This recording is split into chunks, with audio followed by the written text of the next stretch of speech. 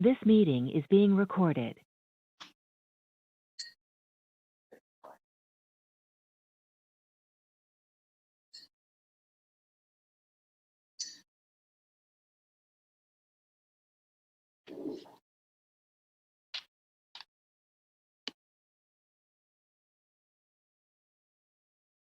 Okay. Thank you, everybody. Sorry about that. I had a little trouble connecting from home here. Did I hear, moderator, did I hear you say we're ready to go? This is a moderator, and yes, we are. Okay, thank you. Well, good morning, everybody. This is the Board of Chiropractic Examiners. This meeting is being held by teleconference under the Governor's Executive Order N-29-20. The date is January 28th, 2021, and the time is 9:01 a.m. And some instructions for our public participants.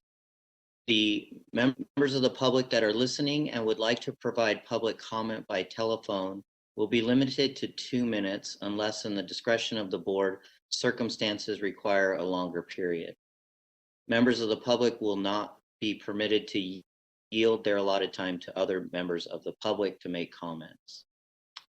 The board's paramount responsibility is to protect the health, welfare, and safety of the public through licensure, education, and enforcement in chiropractic care. Please be aware that this meeting is being audio recorded. Please turn off or silence all cell phones. We will now take roll call of the board. Mr. Ruffino, would you please call the roll? Yes, good morning, everyone. Dr. Perez, Present. Dr. McLean, Present. Frank Ruffino, present. Dr. Adams, Present. Dr. Azzolino, Present. Dr. Dan,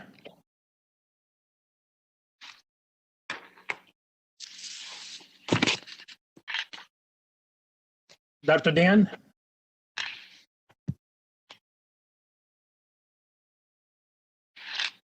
Okay, so looks like Dr. Dan. Yeah, I'm sorry, I didn't share with you, Frank. Dr. Dane won't be able to make it today. She had something that came up that was an emergency. Okay, no problem. Thank you, Robert.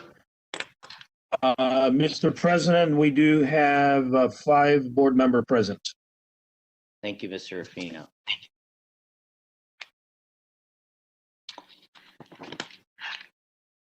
So I'd like to move to agenda item number 2 and the chair's report.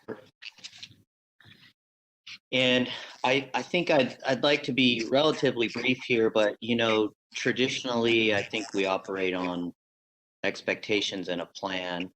And clearly the last in-person meeting we had was this meeting a year ago, I believe. And so the COVID era really shifted, our expectations and our plan as a board and as board members and as staff.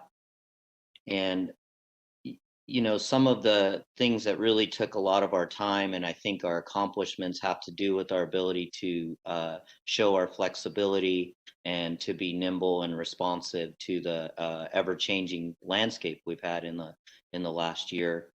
Including our board members and staff and doing these online, which I started out disliking, and I'm finding that there's some joy in doing this online, I think too. So, but we had multiple CE waivers. We had emergency requests from the colleges and schools, and we submitted that on their behalf, and there was a waiver for them from that, and I think that really demonstrated our ability to, work with our stakeholders and accomplish some goals that we didn't expect to have on our radar. And, currently we have some major ongoing projects in CE regulations. disciplinary orders and guidelines. And, we're really, while we sit here prepared to lose 3 board members, 2 of them, Drs. Azzolino and Dr. Dane, we weren't sure if they were going to be on the board still at this meeting, but they are present, and hopefully we'll give Dr. Azzolino, who is present, some time to address the board and stakeholders at the end of this call. But we can't thank them enough, and at the same time, we're really looking forward and hopeful to get new board members on the board as we have ongoing projects and hopefully a heavy workload ahead of us. And we really need the ability to form committees, and that's a challenge with our existing makeup and our makeup into the future, knowing that the changes are coming. And upcoming, we have we have to renew our strategic plan and still continue our major projects and deal with the waivers that seem to continue to come. Thankfully, they've been very helpful, as recent as December 15th for CE. So as a last statement, I think I'd just really like to thank the staff and the board for their trust and their mentorship and their hard work in the last year, but mainly for being, continuing to be flexible and to be, nimble during this time, and continue I think we had some really robust discussions and meetings and committees and at board meetings that maybe hopefully will continue into the future. I think it's good for our stakeholders, and we've seen a lot of people, a lot of the public and licensees on our calls and giving us feedback and comments, and that's all positive growth for us. And so I'm happy to have seen that kind of occur over the last year, and just want to thank you all again. Moving on, I would like to ask if there's any objection to moving agenda item number 7. Agenda item number 7, the election of board officers for 2021, to in front of agenda item number 3, which would be approval of the minutes. Traditionally, we do that early. And is there any objection to moving that? Do I need a vote? Do I need a motion and a vote? I believe so. Robert? Dr. Paris, this is Michael Connotes, legal counsel. Hi, Michael. No, you can certainly move agenda items. I without a vote. But that's up to you. If you'd like to conduct a vote on that, you can certainly do that too. Okay. Well, I would, as long hearing no objection. If there is an objection, please, from anyone on the board.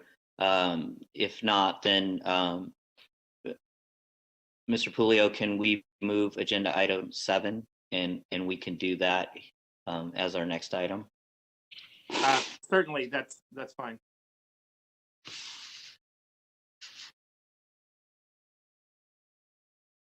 Did you hear me? Yes. Yeah. Oh. Go ahead. I think it notes you as running the election, the vote. Yeah, I think Michael Connotes was preparing to do that. Do you want to do that, Michael, or do you want me to? No, I'm all prepared. And Okay. Again, this is Michael Connotes, legal counsel. And welcome to the election of board officers for the Board of Chiropractic Examiners for 2021. Today we'll be voting on the chair, the vice chair, and the secretary positions. So the current nominations for each position, I'm just going to go through those and then ask if there's any board members who are currently not nominated who wish to be considered for a position. So the current nominees for the office of chair are Dr. David Paris and Dr. Dion McLean. For vice chair, we also have Dr. David Paris and Dr. Dion McLean. And the sole nominee for secretary is Mr. Frank Ruffino. Are there any board members who are not currently nominated who wish to be considered for an office? And Mr. Knotes, if this is the appropriate time, I would like to withdraw my acceptance for the nomination as chair. It is. It is the appropriate time. So noted. Thank you. Are there any other board members who wish to make a nomination or be considered?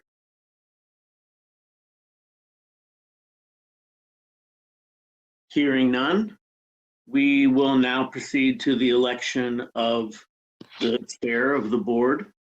Dr. McLean, would you like to provide a statement?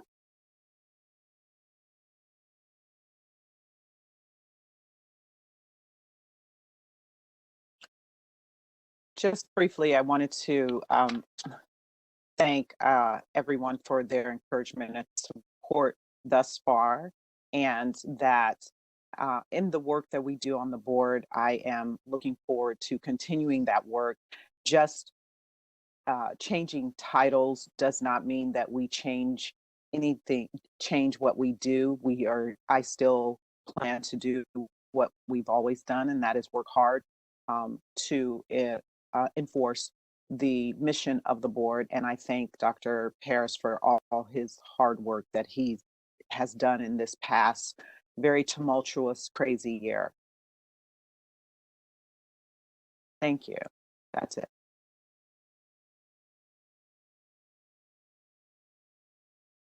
Okay. We will now vote on the chair position. I will call the roll, and please vote for your candidate of choice. That's a little simplified with one nominee. And if we're ready to proceed, I'll go ahead and call the roll. Lawrence Adams. I vote in the affirmative for Dr. McLean. And forgive me, Dr. Adams, I should have said Dr. Lawrence Adams. Dr. Sergio Azuliano. Yes, for Dr. McLean. Dr. Dion McLean.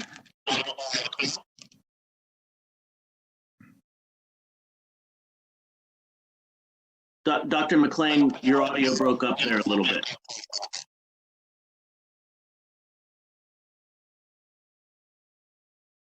Are others hearing Dr. McLean? I'm hearing some static.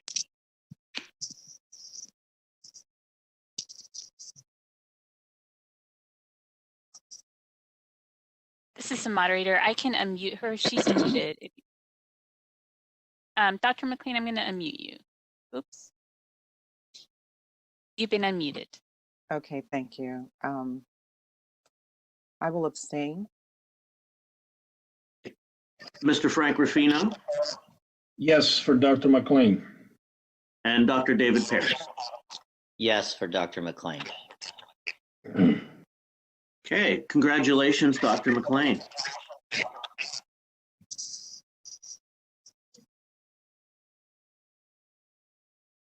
Okay.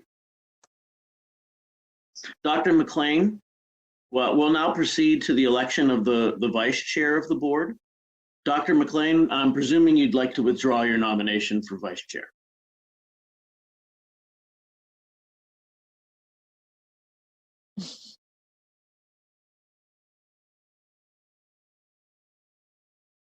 Let's hearing no objection, let's just proceed. Dr. Paris, would you like to provide a statement? Briefly, I would just like to say congratulations, Dr. McLean. I think we really, the timing to rely on your experience and your leadership here is really needed. And I'm excited to stay and keep my nomination as vice chair. And I really feel excited to get back to committee work and take on all the large projects that we have going on with staff and hopefully do it with our new members and our existing members. So looking forward to being back into the vice chair position and continuing the work of the board as a team. That's all.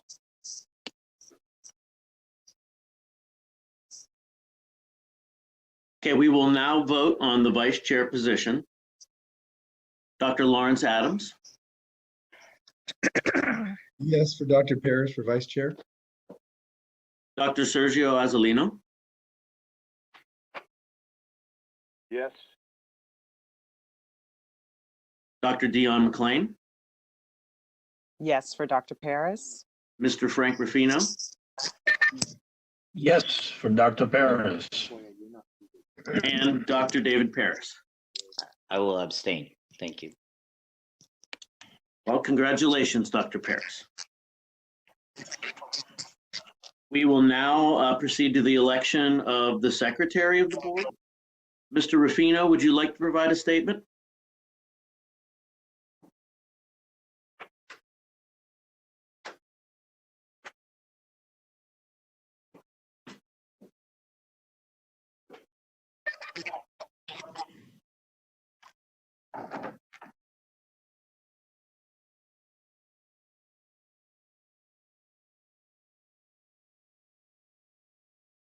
Mr. Ruffino, it looks like you're off mute. Would you like to provide a statement?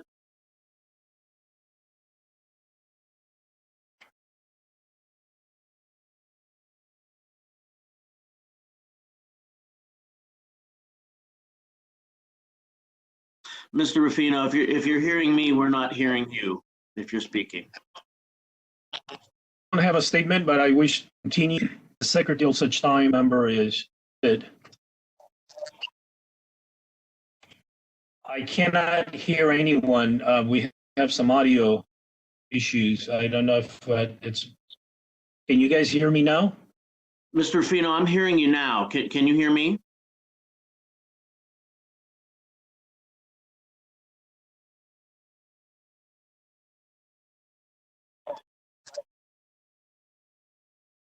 Mr. Ruffino, can you hear me now?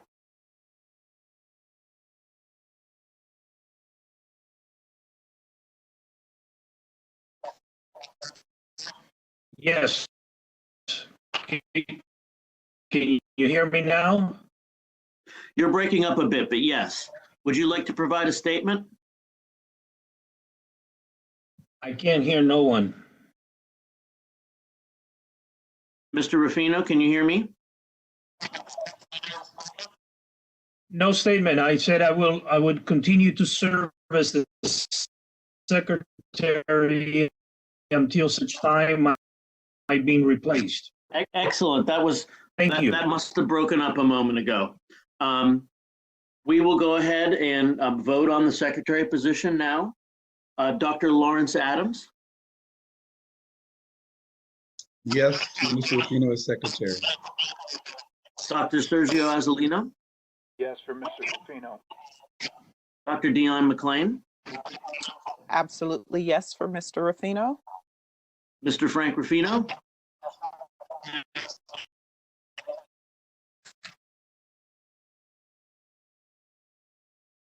Mr. Ruffino, did you vote a yes? I will abstain. Thank you. Excellent. Dr. David Paris. Yes for Mr. Ruffino. Congratulations, Mr. Ruffino, and that concludes our board elections for officers for 2021. Congratulations all. I abstain. Mr. Ruffino, we recorded your vote as an abstention. We heard that part. Thank you. Abstain. So I believe we're having some audio issues. I don't know if the moderator has any suggestions. I was having difficulty hearing as well, some of it. So I don't know if it's because now we have video or if there's any suggestions. This is the moderator, and a couple of suggestions. Yes, Dr. McLean, I agree. It's the cameras might be causing the audio issues. They can eat up a lot of bandwidth. So the solution might be for people to turn off their cameras. Another thing that people can try is if they can't hear or we can't hear them, there is a drop-down menu next to the microphone icon, and you can adjust input and output, and sometimes that will resolve the issue.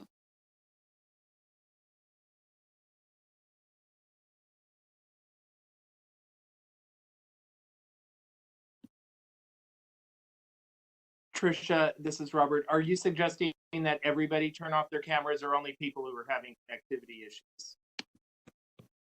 It would probably help if everyone just turned them off, actually. Okay.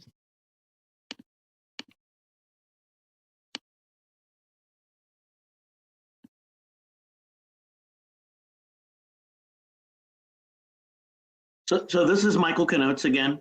Let me just check in and make sure that everybody, I think we recorded all the votes. Is there anyone that had questions about the election or missed anything? We have Dr. McLean has been elected chair, Dr. Paris vice chair, and Mr. Ruffino as secretary. If none, then I'll turn the meeting back over to our newly elected chair.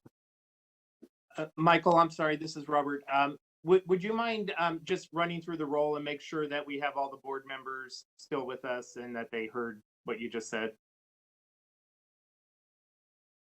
A fine idea. Dr. Adams,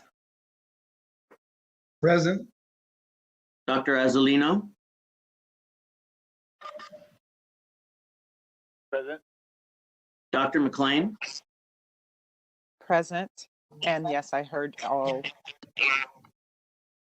Mr. Ruffino, I'm present, but I did not hear anything.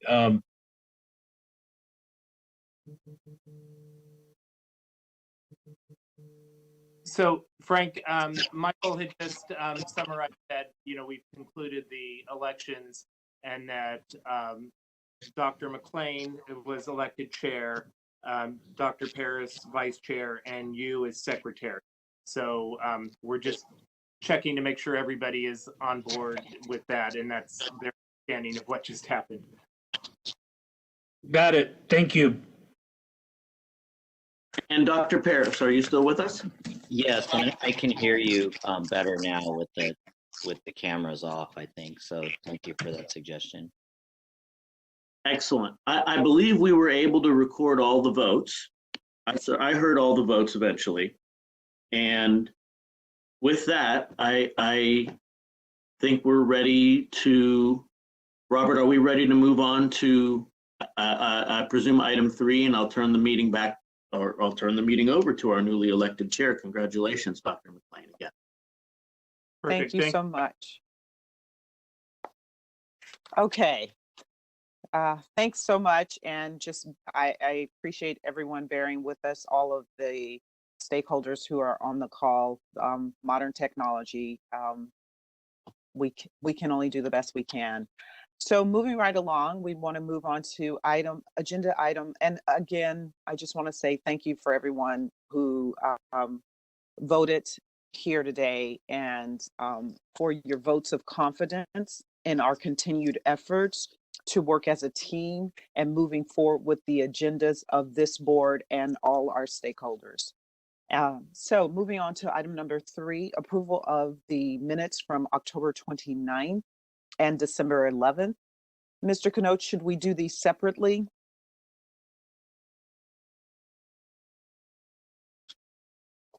Yes, I believe that would be prudent.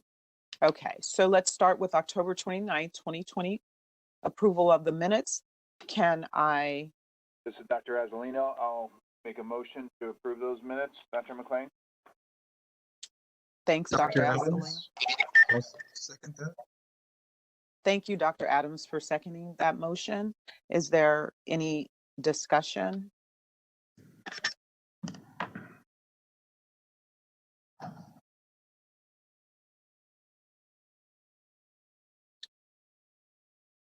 The only question I have is Dr. Azzolino here.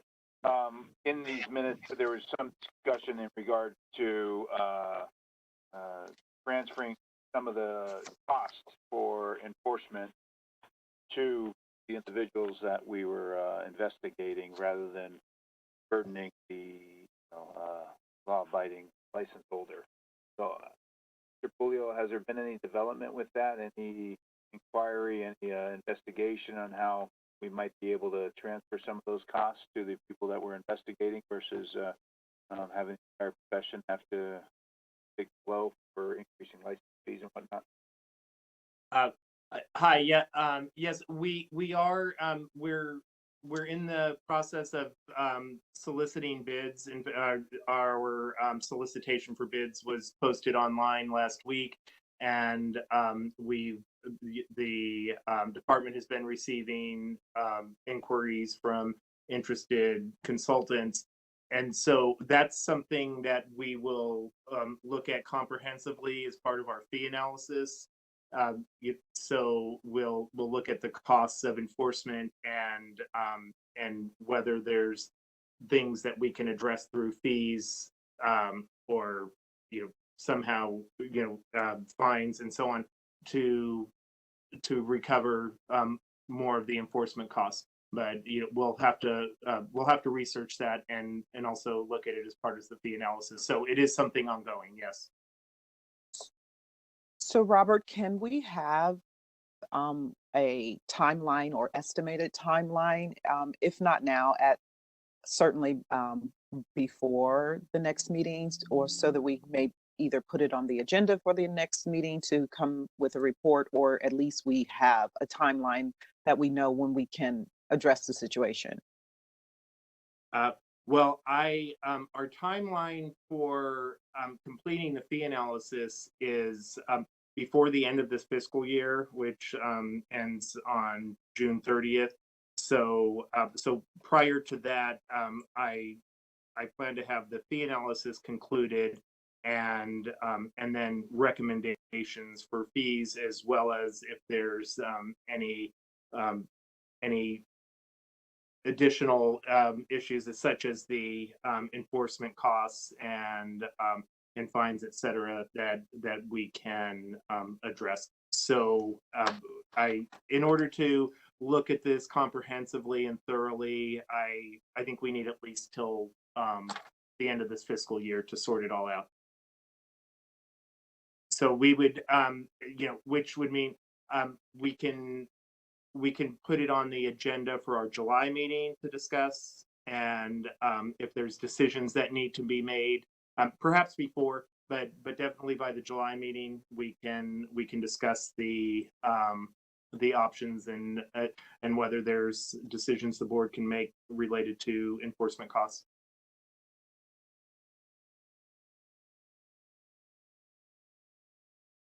Okay. Dr. Azzolino, did you have anything else? No, thank you for that, Julio. You're welcome. Any further discussion from any of the members?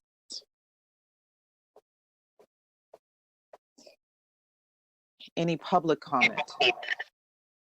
This is the moderator. Thank you, Madam Chair. I will go ahead and open up the question and answer panel. All right, the question and answer panel is now available. And if you would like to make a public comment, please type, "I would like to make a comment," using the field in the lower right-hand corner of your screen. If you don't see it, please click on the question mark within a square, and we'll give you a moment to access it. And while we're waiting for that, just a friendly reminder, if you are not currently speaking, please make sure your microphone is muted. Thank you.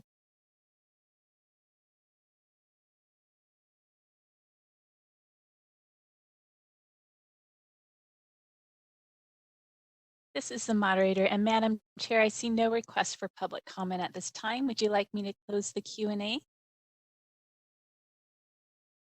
Yes, please. Okay, it's been closed. That being said, Mr. Ruffino, I'd like to call for the vote, please. Dr. McLean, Yes. Dr. Perez, Yes. Frank Ruffino, yes. Dr. Adams, Yes. Dr. Azzolino. Yes. Madam Chair, the motion carries unanimously. Thank you, Mr. Ruffino. Moving on to approval of the minutes for the December 11th, 2020 board meeting.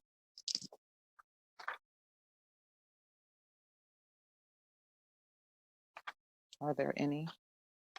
I'm sorry to interrupt, Dr. McLean. I was just someone of our staff just pointed out that it doesn't appear that anybody seconded the motion. I don't know if it's a big deal. Michael, you'd have to address that, but if we don't appear to have a second, if we missed it, if whoever seconded it could. We do. You did. So- Dr. Adams seconded. Oh, okay, perfect. Thank you. Amanda welcome. needed to know that so she could record it in the minutes. Thanks. No worries. I know it's difficult hearing today with all of our technical issues. So, moving on.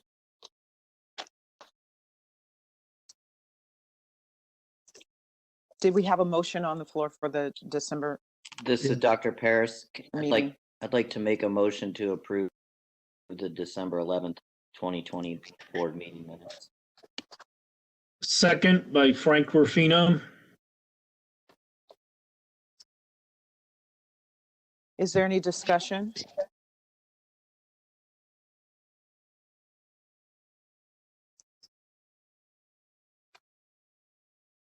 It appears there's no discussion, so if we can open it up for public comment. Thank you, Madam Chair. This is a moderator, and I have opened up the Q&A panel. If you would like to make a comment, please type. I would like to make a comment using the field in the lower right-hand corner of your screen, and we are displaying instructions. We'll give you a moment.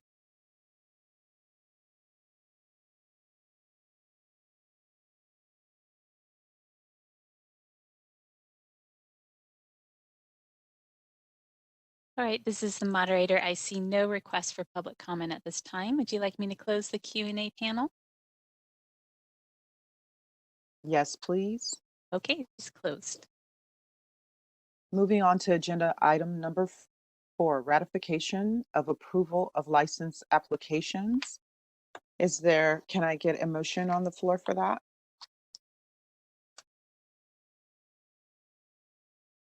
I move that we ratify the licensee applications. Adam, Dr. Azzolino, I'll second that. Thank you, Dr. Lawrence and Dr. Azzolino. Is there any discussion?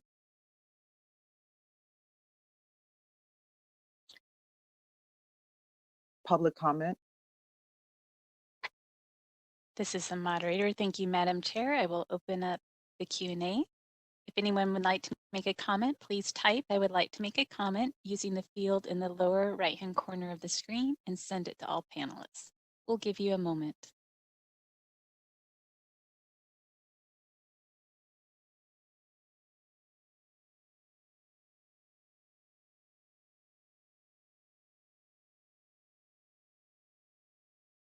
All right, this is the moderator. I see no request for public comment at this time. Shall I close the Q&A?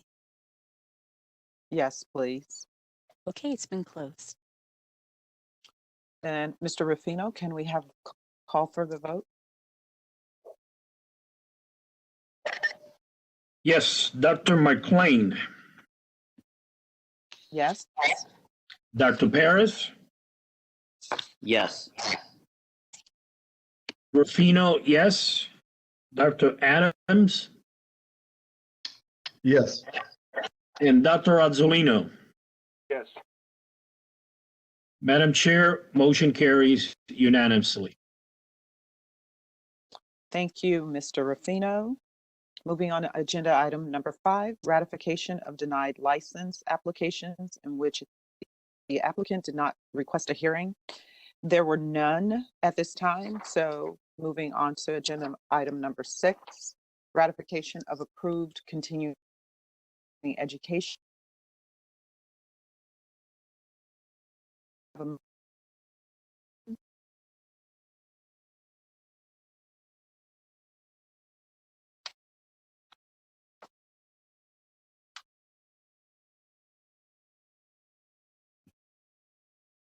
Would anyone like? This is Dr. Paris. Make a motion to approve the continuing education providers as presented. Rufino, second that motion.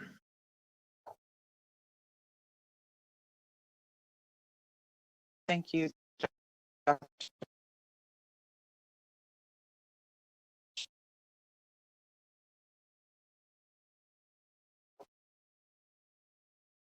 Be no discussion. Is there any?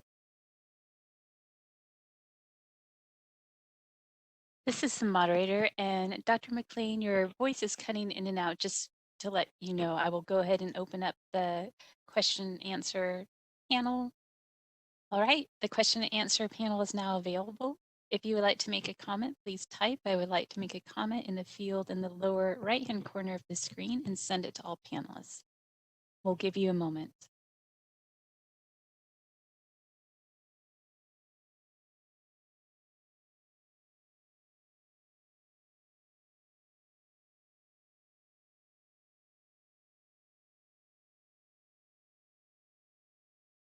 All right, seeing no requests for public comment at this time, I will go ahead and close the Q&A panel. Thank you. If you find that my voice continues to cut in and out, can you interrupt me at any time and let me know? And then maybe at the break, we can troubleshoot how to fix this. This is a moderator, of course. Thank you so much. Moving on, we have already completed agenda items 7 and 8. So we'll move on to agenda item number 9, the executive officer's report. At this time, I'd like to ask Mr. Pulio if he would take over for that. Certainly. Good morning, everyone. Sorry, just one second. Going back and forth between different screens here. So I will be reporting on the usual administration, budget, licensing, enforcement, and IT. Wanted to make a few comments. I wanted to reinforce what Dr. Paris was mentioning earlier. This has been, first of all, I want to thank all of the board members and all of the staff, because this has been a particularly challenging year for everyone. And we were dealing with some big issues and challenges prior to the beginning of this year and the onset of COVID, and things have been exacerbated and delayed because of that. So I'm looking forward to hopefully sometime soon getting back to some degree of normalcy and being able to address a lot of the issues. We're finding new things as a result of COVID and the adjustments we've had to make, as we all know, and I'll be getting to that with the budget. Our fund condition is right now we're working on a very thin margin where we need to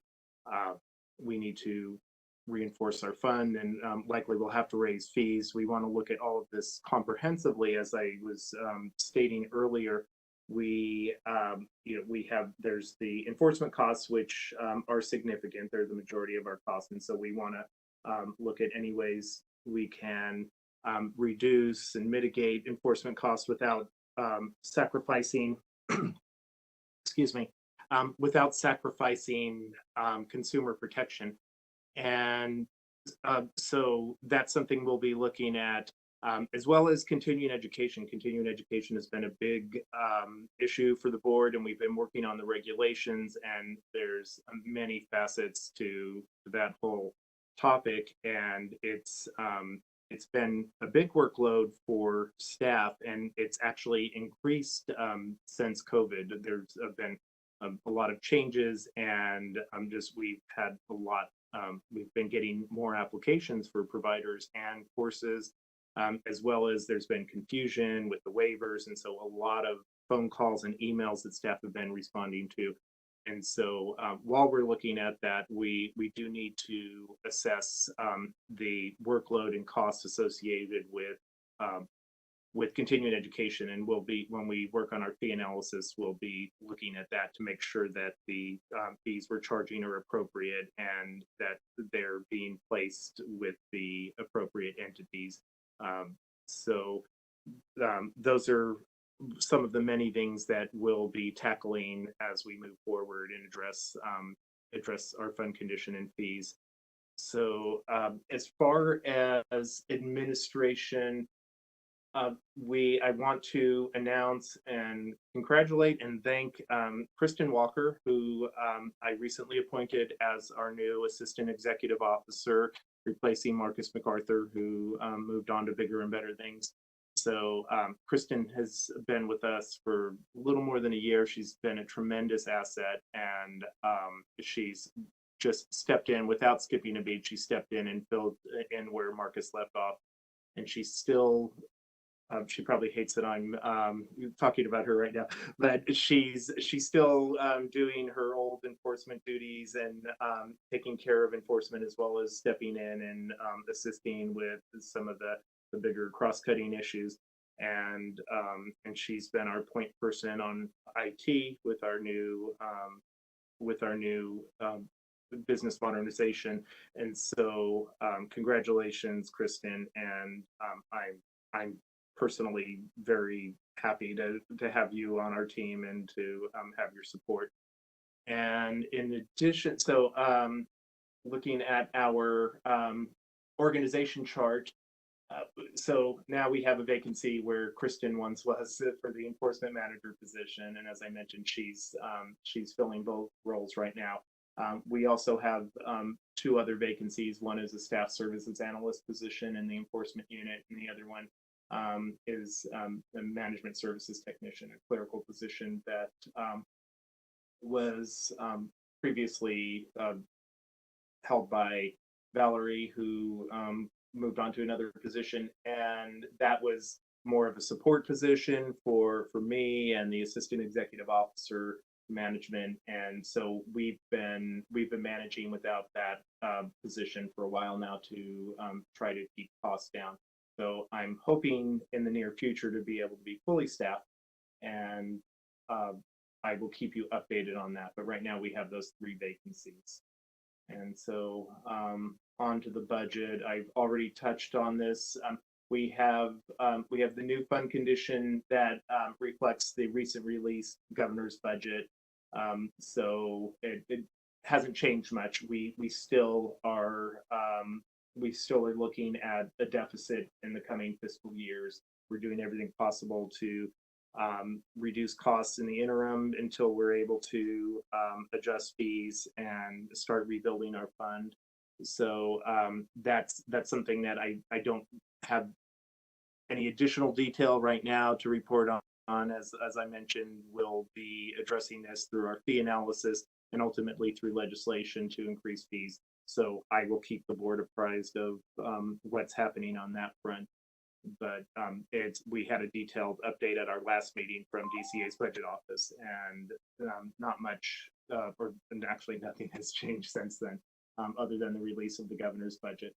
So unless anybody has any questions, I didn't ask for questions on admin, but if anybody has any questions about admin or budget, I'm happy to answer them, or otherwise I'll keep moving forward.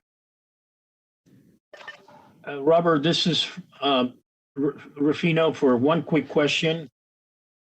Regarding your vacancy, are you planning to keep any of these vacancy open for salary savings? We're not planning to. We have been we've been trying to reduce costs. So we're we've been doing more with less, essentially. And the management has stepped up and has been doing work that normally we would, it would be helpful to be able to delegate. But we've been managing without some of the clerical assistance we've had in the past and so on. But we don't intend to leave them. We don't intend to leave them vacant too much longer. Hopefully, we'll be able to resolve the budget situation and be fully staffed. Because as I mentioned a few times, we have a lot of work to do. Workload has actually increased, and so we really would benefit from having more staff. I mean, we're having to, we're not able to do everything we'd like to do as quickly as we'd like to do. So I do want to fill the positions. I don't know if that answers your question, or, but short term, I want to make sure that until we have secured a fee increase and address that situation, I'm trying to cut or reduce costs wherever we can, so that we can, so that we avoid hitting a deficit sooner than we can get a fee increase. That answers, thank you. Okay, that was a little rambling. Yeah, but we do intend to be fully staffed. Hopefully, before the end of this calendar year, we can get things in order and be up and running with full staff. So we'll continue to work on that. Are there any other questions related to the budget?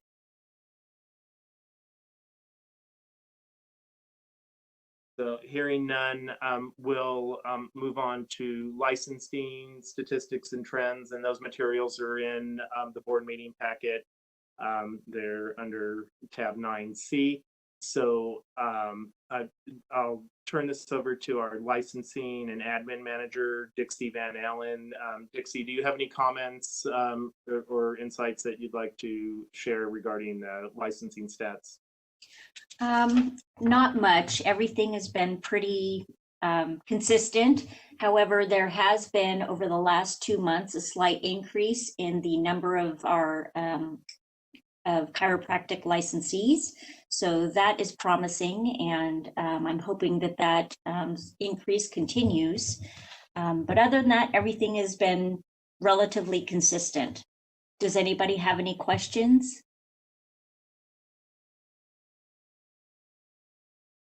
I just want to, touch on that. That is something that we, came up at our, I think it's our October meeting, the decrease in licensees, and hopefully this is an indication that the trend is starting to go in the other direction and not just a blip. But nonetheless, there has been for many years a steady decline in the number of new licensees and in our total license population. And so that's something that the board members have discussed and want to look into. At our October meeting, we discussed forming some kind of a committee or focus group, bringing in stakeholders. And that's something we'll likely be addressing through strategic planning. Hopefully when we get our new board members and, we have, they'll be bringing new perspectives and ideas, and we'll work with the profession to try to identify ways that we might be able to address that and hopefully increase or see a change and increase in the number of licensees. So I'm looking forward to working on that and hopefully making some progress on addressing that issue. Did any of the board members have any questions?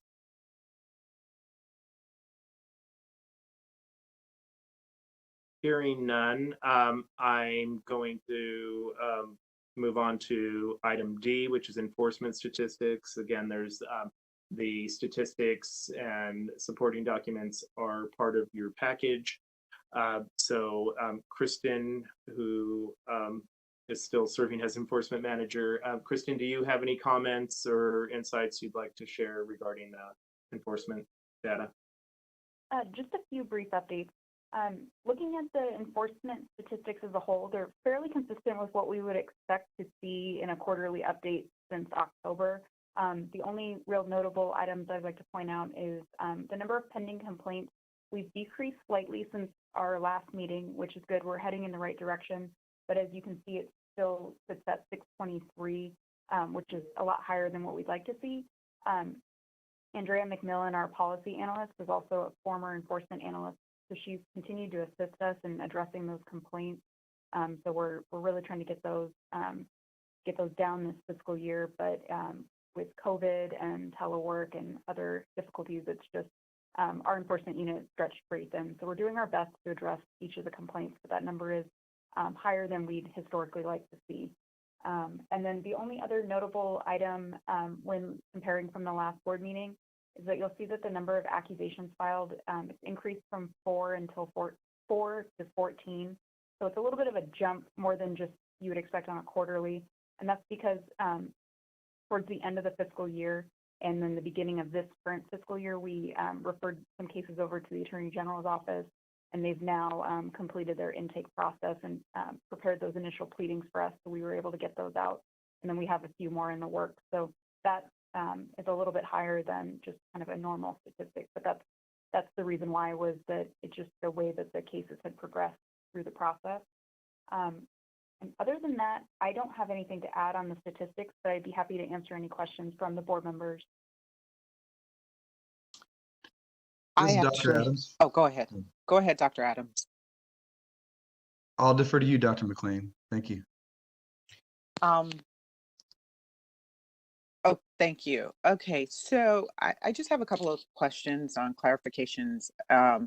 If you're looking at under complaints, recognizing the challenges that why the pending complaints has gone up, but do we know why the closed no violations jumped so drastically in 1920? If you look, there's no other time that was so high, as well as the closed cases with letters of admonishment was extremely high.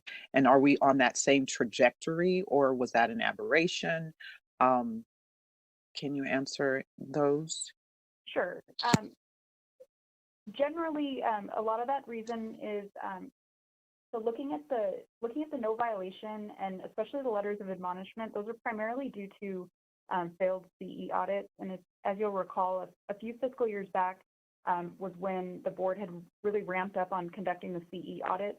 And when somebody, after licensing staff does the initial review of the audit, if it appears that the person failed, or if they fail to respond, then they move over to the enforcement unit, and it becomes a complaint case driven internally as a staff opened complaint.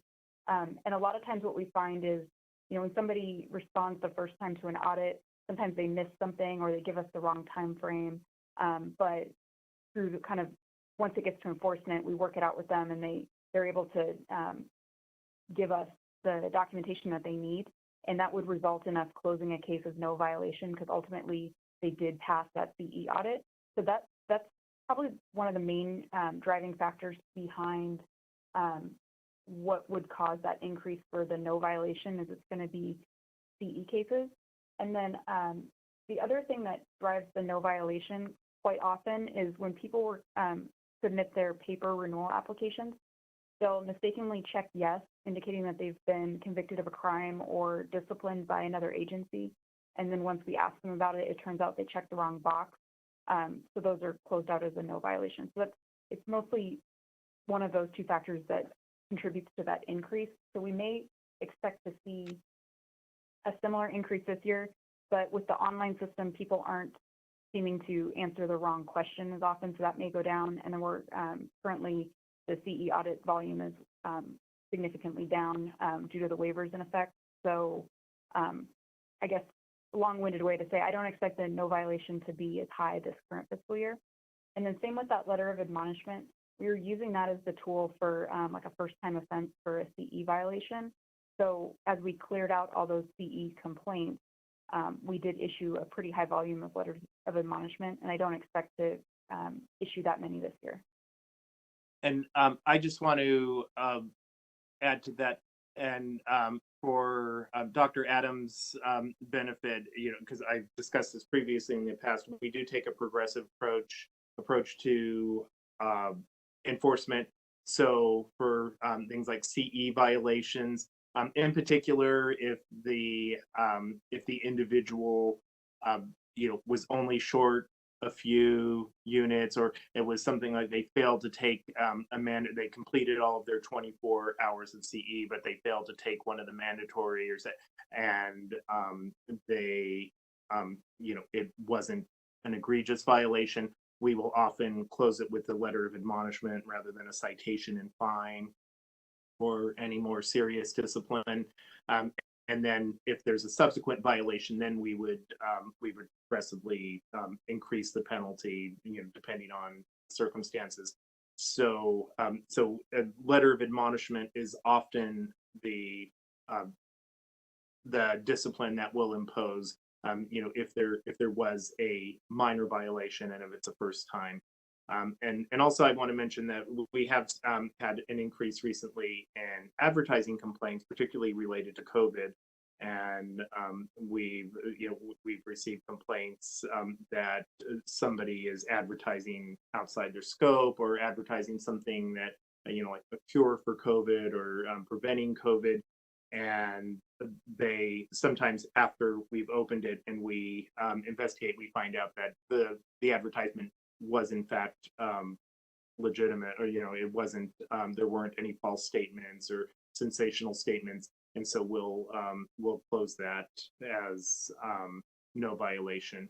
And again, due to how we approach discipline progressively, if they respond and they acknowledge that they made statements that they shouldn't have, and they changed the advertising or pulled it, or to address, we will oftentimes issue a letter of admonishment and not pursue formal discipline. So every case is different, but we have had some anomalies this year just because of CE and because of COVID.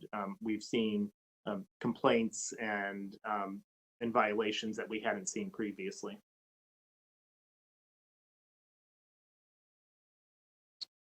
Thank you for that. I have one other thing under citations. Just looking at the percentage of assessed fines versus the total collected fines. In fiscal year 1920, our average collections were about 90% of the total assessed, but here currently we're quite significantly down from that. Are we having any challenges because of just our general challenges with the changes in how we have to do things because of COVID? Because we're at about, what is that, about 68%? Or is that, do you anticipate that will change and increase? It's just the timing of the year. It could be that, well, I'll defer to Kristen. Go ahead, Kristen. So a lot of it has to do with the timing of the citations. A lot of these citations just became effective within the last month or in November, and sometimes there's a delay in making the payment. We have had some instances where we've assessed a fine and then the licensee was unable to pay in full, and they've worked out a payment plan for us, so they're making payments towards that fine. So overall, no, I don't have any concerns with our ability to collect the citations. We have the franchise tax board intercept program in place as an additional tool if we're unable to collect. But with a lot of these, we're just seeing there's a little bit of a lag time between the citation becoming effective and then processing their check and getting it loaded in to where we can show it as being collected. And then also just due to people that are requesting payment plans, it's probably going to be spread out till the end of the fiscal year before we collect the full fine. Thank you for that. I have nothing further, Dr. Lawrence, if you want to proceed. Thank you. My questions have been answered. Thank you.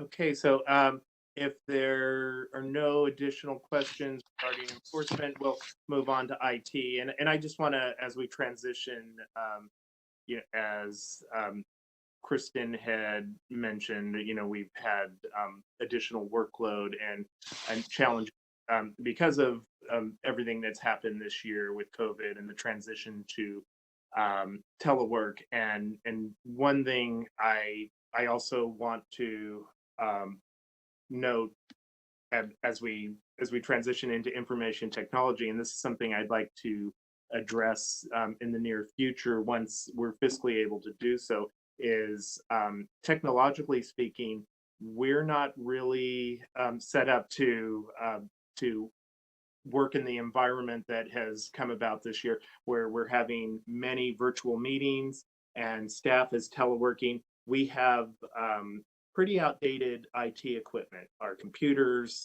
haven't been upgraded in quite a few years. We only have a few laptops and they're older. We don't have cameras on our laptops. So when we have meetings such as today, where staff is using their, like I'm using my personal iPad and staff are using their phones and iPads to be able to participate in some of these things. So I would like to be able to invest when we have the funds to do so, invest in upgraded technology so that we can operate more efficiently in this virtual environment that is likely here to stay. Just with that said, I'll turn it over to Kristen, who's been working on our business modernization plan. Thank you.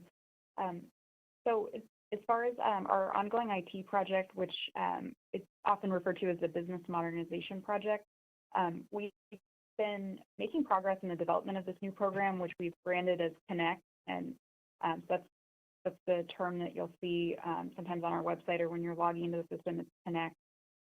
Our first major software release was in September, and that provided the license application, address changes, and the online DC license renewal form. And then our second major release was just last week on January 19th, where we added the ability for licensees to apply for new satellite certificates, as well as renew or cancel their existing certificates online. And we also added the ability for users to upload our other paper applications and forms and make their payment online by credit card. And then we also enhanced some of our back office functions, such as cashiering. And right now, development efforts are currently underway for our next software release, which is planned for the spring. And that's going to allow the public to file their complaints online and then hopefully streamline the intake process. And then we're also going to be adding online applications for CE providers and CE courses. And as well, we're taking a look at what's already been launched, and we're making some refinements to the existing functionalities where necessary, and with a goal of enhancing and streamlining the user experience. So everything's been progressing pretty well with the IT project. We have this next release coming in the spring, followed by the fourth and final release that is going to be at the end of the fiscal year. So if there's any questions on that, I'd be happy to answer them.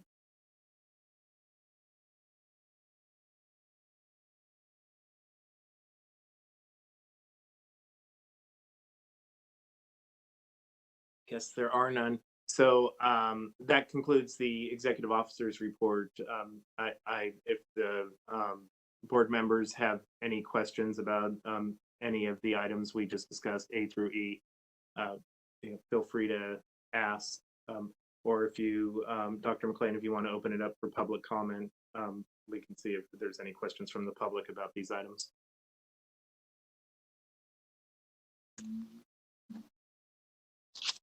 I just wanted to give board members one more opportunity to ask questions that they might have on any of those areas. Hi, this is Dr. Paris. I had a quick question, maybe just clarification.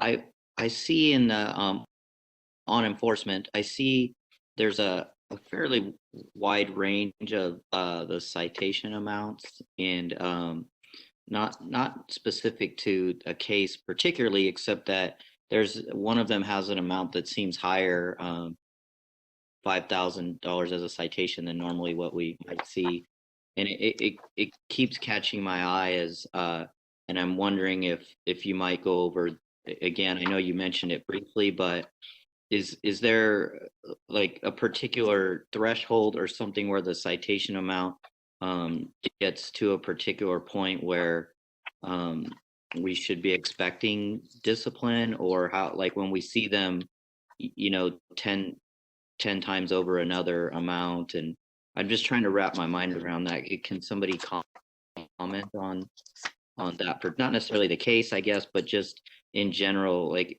is there a threshold there that we should be looking at to expect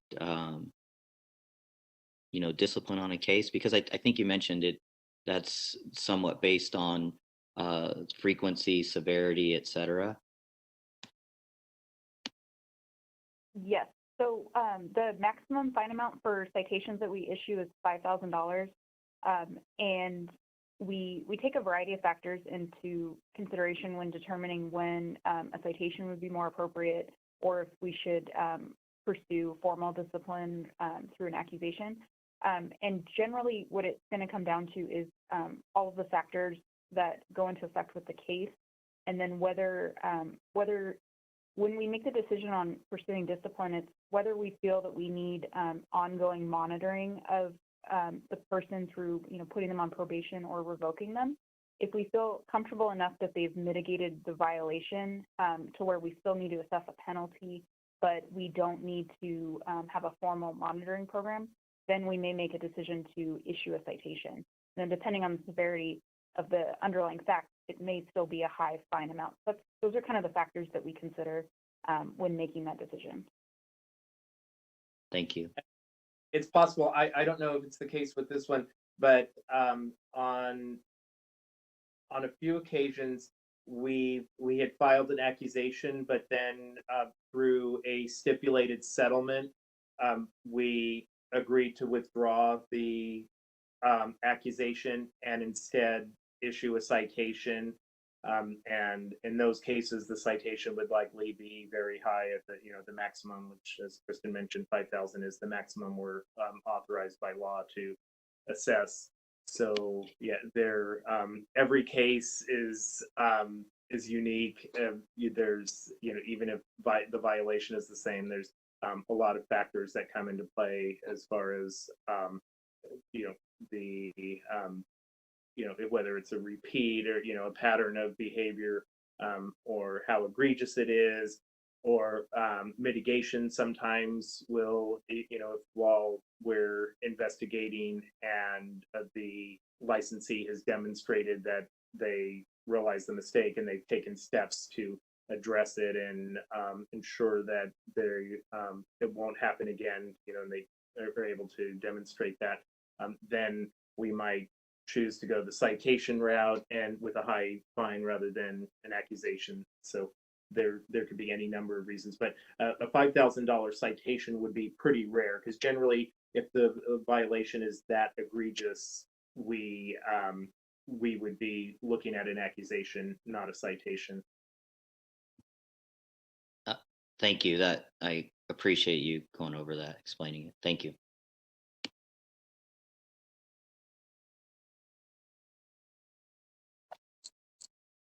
If there's nothing further, then yes, I would like to open it up for public comment, please. This is the moderator. Thank you, Madam Chair. I have opened up the question and answer panel. If you would like to make a comment, please type "I would like to make a comment" using the field in the lower right-hand corner of your screen and send it to all panelists. We are displaying instructions for your reference, and we'll give you a moment.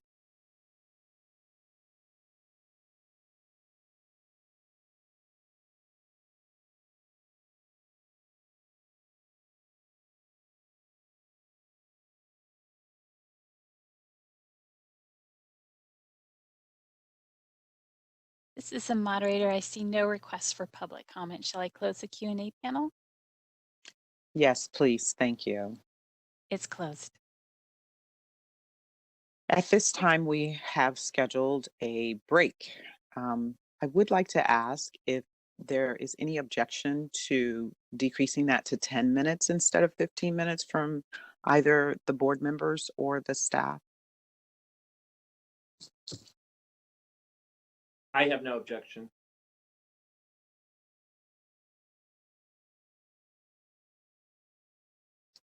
If none of the other board members have any objections, at this time, I'd like to take a break for 10 minutes.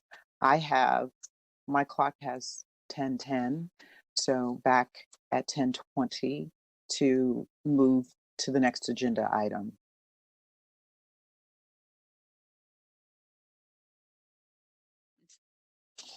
Fantastic. Hello, this is Natalie Boyer. Just a quick interruption.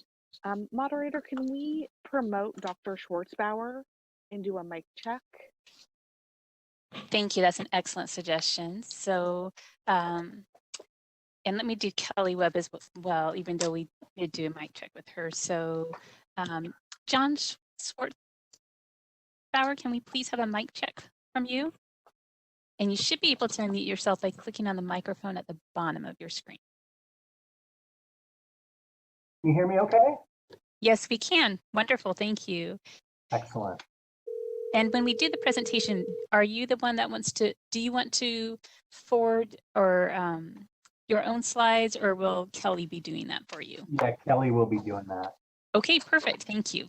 Great, thank you. Mm-hmm. So we are back on the record with the meeting. Should we do a roll call to make sure everybody is back?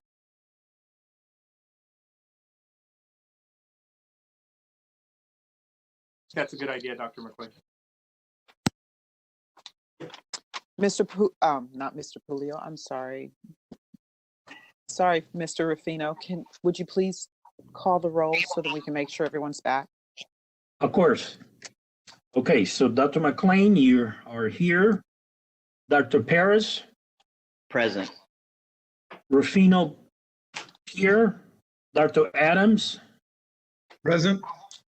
and Dr. Azzolino. Present. Madam Chair, everyone is here. Thank you so much for that. Yes, sir. So, moving on to item number 10, update, review, discussion, and possible action on licensing and continuing education committee meeting of November 6, 2020. And I will present on that. And then if Natalie has any additional, I would love for her to include any information she would like to enlighten us with as well. The licensing continuing ed last meeting was November 6th, and we continued or revisited discussions surrounding defining classroom courses and distance learning. There's been a lot of changes here because of all of the waivers and changes with how we have to do things with COVID. DCA issued a waiver in September that allowed chiropractors to take an additional 12 hours of distance learning via interactive video platforms. We had received a lot of input from stakeholders requesting that and enabling assistance with the way to manage continuing ed. We also, staff will adopt language. The committee presented various examples of continuing education organizations, licensing boards, definitions of classroom and distance learning. And we decided that we could utilize Ohio State Chiropractic Board's example to begin adopting similar language for proposed changes to our BCE regulations. We also discussed potentially changing the requirements for licensees seeking a medical exemption from completing in-person CEs. And this was since we felt that the need for medical exemptions from in-person CE courses would be greatly reduced because now the waiver that's in place allows an additional 12 units to be taken via interactive video. We continue to ask and welcome stakeholders' input and attendance in the meetings. Our attendance in this last meeting was not as robust as the meeting prior to, yet we are always grateful for the stakeholders like Dr. Strutt and Ms. Benton, who were present and gave us significant input and participating in our meeting. We also encourage all stakeholders, including students, licensees, etc., to participate in these meetings so that we can have a wide range of input. And that concludes my portion of the report. Natalie, did you have any additional comments or input? No, just that I wanted to emphasize and thank the committee for their quick decision for our proposed regulation that will in the future allow Zoom or WebEx or any type of video conference content to be available as live classroom credit. And obviously the committee and board staff will still work out the language to ensure that we have it just right, so that there's no ambiguities or confusion in that area. But I know this is a big sigh of relief for many providers that I work with, many licensees, that in the future we will have this flexibility and capability within our regulations. So thank you, committee. Fantastic. Thank you so much for all that you do, all the work that you do, you and the rest of the staff, especially during these tumultuous times where we seem to have ever evolving requirements coming in. At this time, I'd like to move on to agenda item number 11.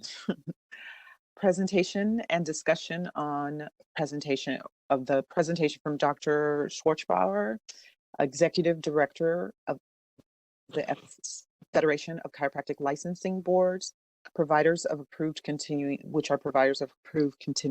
education.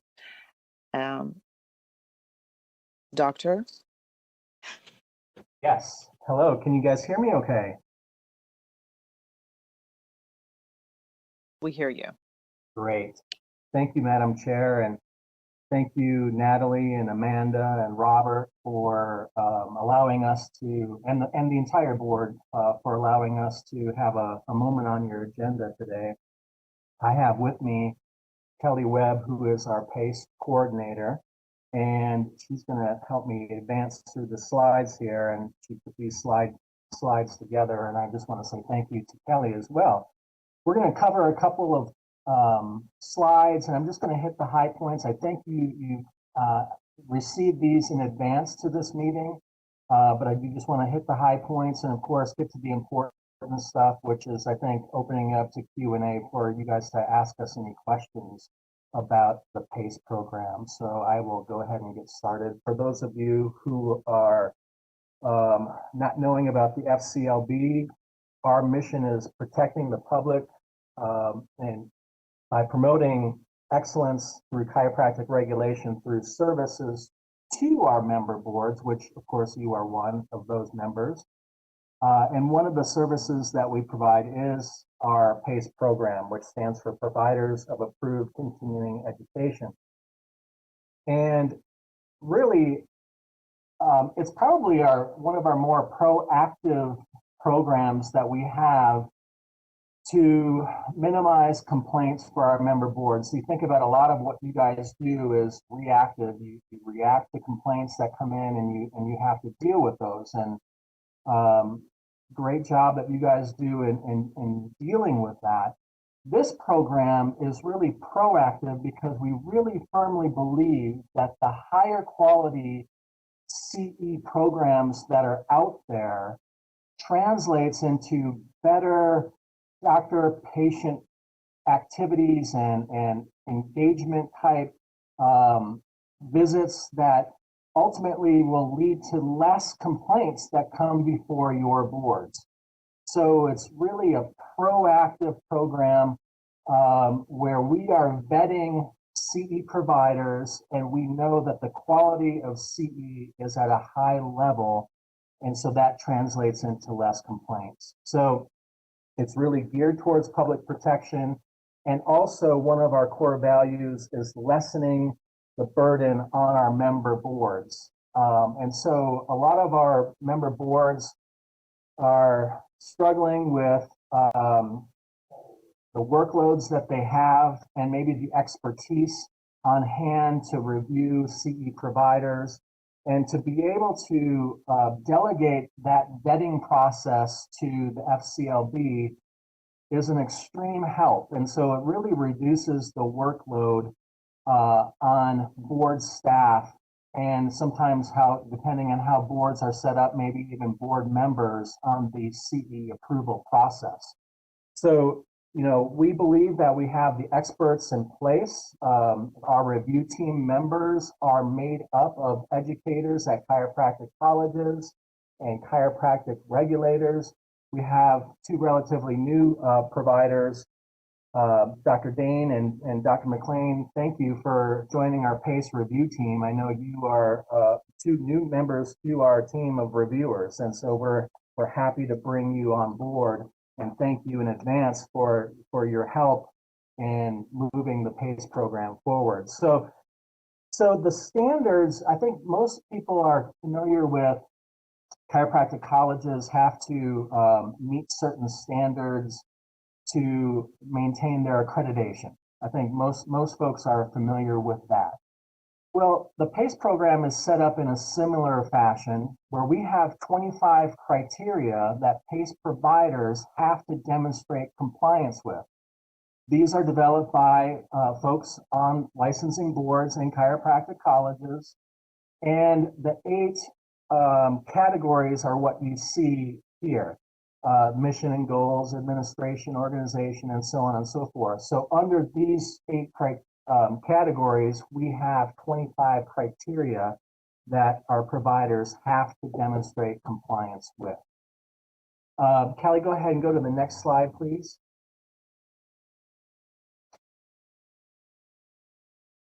And this is a snapshot of where the PACE program is at now. We have got 40 licensing boards that accept PACE in some fashion, and I'll talk about that in a little bit more in depth here in a second.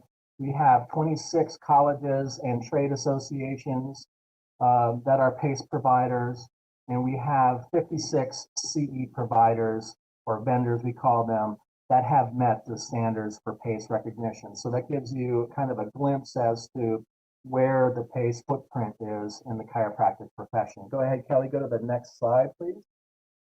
So a big question that comes up is, well, what are the fees? Well, there are no fees for licensing boards to participate. So there's nothing that your board would have to be concerned about as far as paying fees. And there are no fees for doctors, for chiropractors. We do charge fees for CE providers. So if it's a for-profit provider, we do charge $500 for the application and go through the application process. And once they are recognized as a PACE provider, they do have to pay $2,000 annually to maintain their recognition. For non-profit providers, there is no application fee and there is no annual recognition fee. But for all providers, there is a record-keeping fee. And so that's $1 per credit hour per DC attending an event that gets capped at $10. So for an example, if a provider put on a 1-hour CE event and one chiropractor showed up for that 1-hour CE event, they would get an invoice for us for $1. If a chiropractor or a CE provider put on a 16-hour 2-day event, let's say, and one chiropractor showed up to that event, they would get a $10 invoice from us. It gets capped at $10 per event, per DC. So this is really a big cost savings for CE providers. If a CE provider wanted to work through maybe, let's say, a chiropractic college, I worked at one. I know we charge a lot more than $10 for the record-keeping certificate that a DC gets at the end of participating in that event. So those are the fees associated with the PACE program. Go ahead, Kelly, on to the next slide. And I think the beauty of the PACE program is really our flexibility, because licensing boards can decide how they want to participate. licensing boards. We have some that participate fully and fully delegate approval of CE to the PACE program, and that's great. And we have some that utilize the PACE program on a varying scale. We call it our PACE pre-check program. It's sort of like when you go through an airport and you go through TSA pre-check. You get through the security line a lot faster than having to go through the main security line. And it just means that there's been some vetting that has been done in advance. Or Clear, I think, is another company that does some of that. And so we will set up the PACE program however the state wants it to be set up. If you want to still look at and vet a couple of items on a provider, then we can do a modified pre-check form for that particular state. And it still is a huge benefit because we still do a lot of the heavy vetting on a provider, and it's a huge benefit for a provider because instead of filling out a long, lengthy approval application, maybe it's just a couple of items that a particular state is really keen on checking, and so we have lots of different avenues for boards to utilize the PACE program. CE providers like PACE because once they're a provider, approved provider, then they have access to 40 states. And so that's a huge savings of time for them. And we also have smaller providers that partner with PACE providers, and they actually operate underneath the PACE umbrella of a bigger provider. And it's that bigger provider that handles the administrative compliance. And then, of course, there's always providers and always will be providers that operate independent of PACE and our program as well. And so the DCs, the advantage for the chiropractors is, they can take courses anywhere. They can learn and earn CE credits in multiple jurisdictions. As we know, a lot of chiropractors have a license in many states. And then we handle all the transcripts and track all the CEs hours for those chiropractors and keep it all in one nice, safe place. Go ahead, Kelly. Go to the next slide. Thank you, Kelly. And then I think one of the huge benefits is just the oversight of CE. We really offer 6 levels of oversight, starting at the application level, getting a provider through the 25 criteria is a form of oversight. We also provide paper audits. We do secret shopper type audits where we have people from our PACE committee and PACE review team actually show up at CE events and make sure that the criteria is being met. And that goes for online as well. We do evaluation reviews and we scan for red flags that pop up during evaluations. And we also solicit feedback from attendees, and you'd be surprised what attendees might share with you about a provider if asked. And of course, we have sort of like this group of neighborhood watch people, just people in general that are usually involved with boards, licensing boards and chiropractic colleges that will usually share information about providers to us. And so that level of oversight brings a high level of confidence in our program. And so I'll go to the last slide and then we'll open it up for Q&A. Really just, if you want more information about the specific criteria, we can provide that for you. We can give you examples of our PACE pre-checks for different states. So you get to see how some states want to utilize PACE, but still provide some level of oversight. And you can see our website there where you can look at our catalog of courses that are currently being offered to chiropractors. And of course, our website will provide a lot of information for you. And of course, we're here to give you any information that you would like. And so at this point, I think I will be quiet and see what questions that you guys may have, and Kelly and I are here to answer those for you.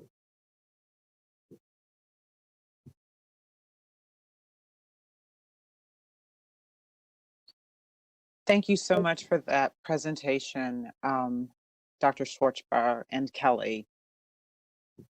Is there any discussion or questions from the board members or staff? Yes, Madam Chair, I have a couple of questions. Great, yes. Dr. Adams. Thank you for your presentation. Quick question. Do you have any data showing the level of complaints pre-PACE and post-PACE oversight in any states or boards that you have assumed this, responsibility in full or in part? That's a great question, and we currently do not track that, but that's something that we should look into. But no, we currently do not have any data on that. Okay, thank you. Also, the average cost of your course or a course, is it vary or is it set price per unit? It varies depending on the provider. Can you elaborate on what that difference would be and why? The providers set their own fees, so it's really up to them what their development costs are. Obviously, live courses cost more than on-demand courses. It varies greatly. I apologize. I'm having a hard time catching your answer. So it really varies depending on the cost and development from the provider. So Kelly was stating that in-person courses tend to be higher than maybe on-demand or online type courses. So it really depends on the provider. PACE does not get involved in and assess costs that providers offer. We leave that up to the provider. So it's really up to them. Do you have a ballpark, kind of a range? We don't set that at all. So I can tell you that we have some CE providers that actually offer free credits, and we have them that charge for larger weekend courses a couple $1,000s, or some that even have membership programs where then you pay an annual membership fee and take as many credits as you would like. Thank you. Dr. Adams, this is Robert.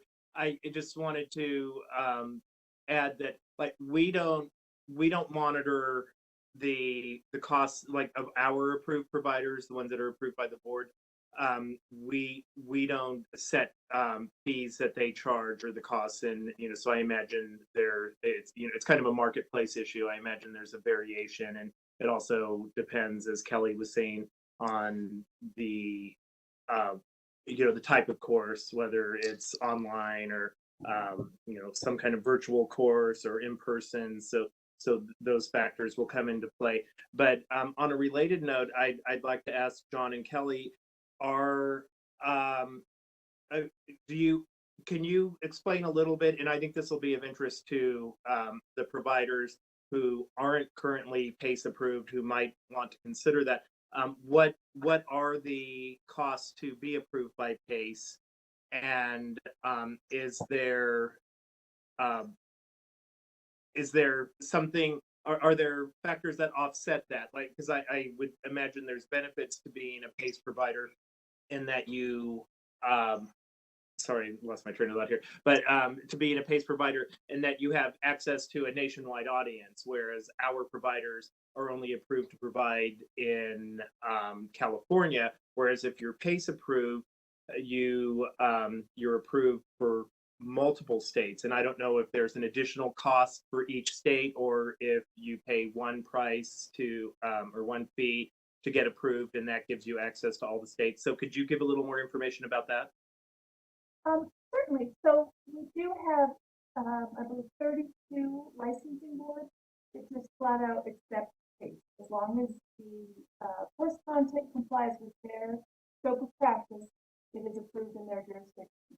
So for those, Kelly, I'm sorry to interrupt, but can you maybe move closer to the microphone, or we're having a little difficulty hearing you. I apologize. Can you hear me better now? Yeah, much better. Thank you. Okay. So for the jurisdictions, and I believe there's 32 of them that just accept PACE, as long as the course content meets their scope of practice, there's no additional fee, there's no additional paperwork or tracking or anything that the CE vendors have to do. So that's where they really see the bulk of the savings. And as you said, it's for nationwide providers that economy of scale really kicks in. For CE providers that are offering courses just in California or just along the West Coast, PACE may not be the most cost effective for them, or they might want to look into partnering with a PACE provider so that they're not paying the PACE fees directly themselves. Those are being absorbed by a larger CE provider.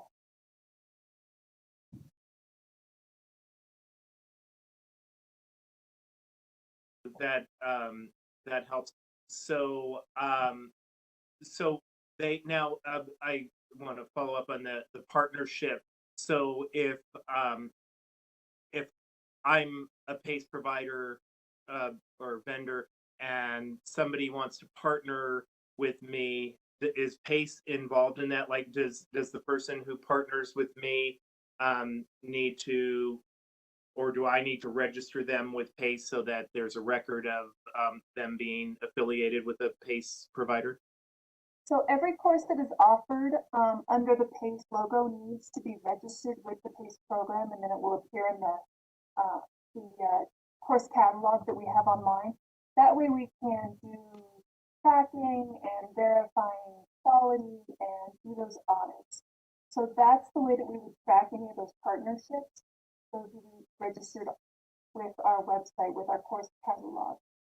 They don't need to do any formal identification of a partnership beyond that. It doesn't have to be pre-registered with us in any form. Okay, that makes sense. So, and just I know the answer to some of these things, but just for the benefit of people who aren't too familiar with PACE, who are listening in, you don't approve the courses. You vet the provider and approve them, and they have certain standards they have to adhere to. But then the courses they register or they notify you of the courses, but the courses aren't approved, correct? That's correct. There's no barrier or approval for the courses. We do monitor the courses to ensure ongoing compliance, but no, we don't do a barrier approval. Okay, and is there a database or some kind of source where the courses are all listed? If I'm a PACE provider, do my courses that I'm offering appear on PACE website? And so somebody who's looking for a course can go to PACE and find a course in their jurisdiction in the subject area they want? Absolutely, we do. We just got our PACE website completely reprogrammed, and it's very user friendly. It's a great interactive site. We have a couple thousand courses listed on there at this time. Okay, excellent. Thank you. You're welcome. So this is Dr. McLean. So when you mentioned just now, Kelly, that you monitor the courses for ongoing compliance, what type of compliance are you monitoring for? We're monitoring for adherence to those 25 criteria that we talked about. And that's everything from the quality of the course and the rigor of the course to the content, the qualifications of the instructor, the way that they provide the oversight for attendance verification to make sure that attendees are actually participating in the course and not, for instance, a big concern is on online courses. Is the chiropractor turning on a video and wandering away? Or are they actually, is the system requiring interaction to ensure that they're actually attending the course? So those are all components that we look for in our review. That was my next question regarding online courses and monitoring. So you have systems in place that you check that, or the provider that's evaluated when you're looking at the providers. So because that is always a concern, that there is attendance is actual when it comes to online, even with the video courses that a lot of people are not turning on their videos. And so those are always questions that we have in continuing ed. So that is something that we do look at and ask for them to explain to us in the application process how they monitor that. That is one of our criteria, and our board is actually going to vote on that this May to put a little more teeth into that criteria, to give it just a little more strength and more clearly defined standards. But it is something we ask how they're going to do that, and then in our audits, we actually test it and make sure that they are doing what they have promised to do.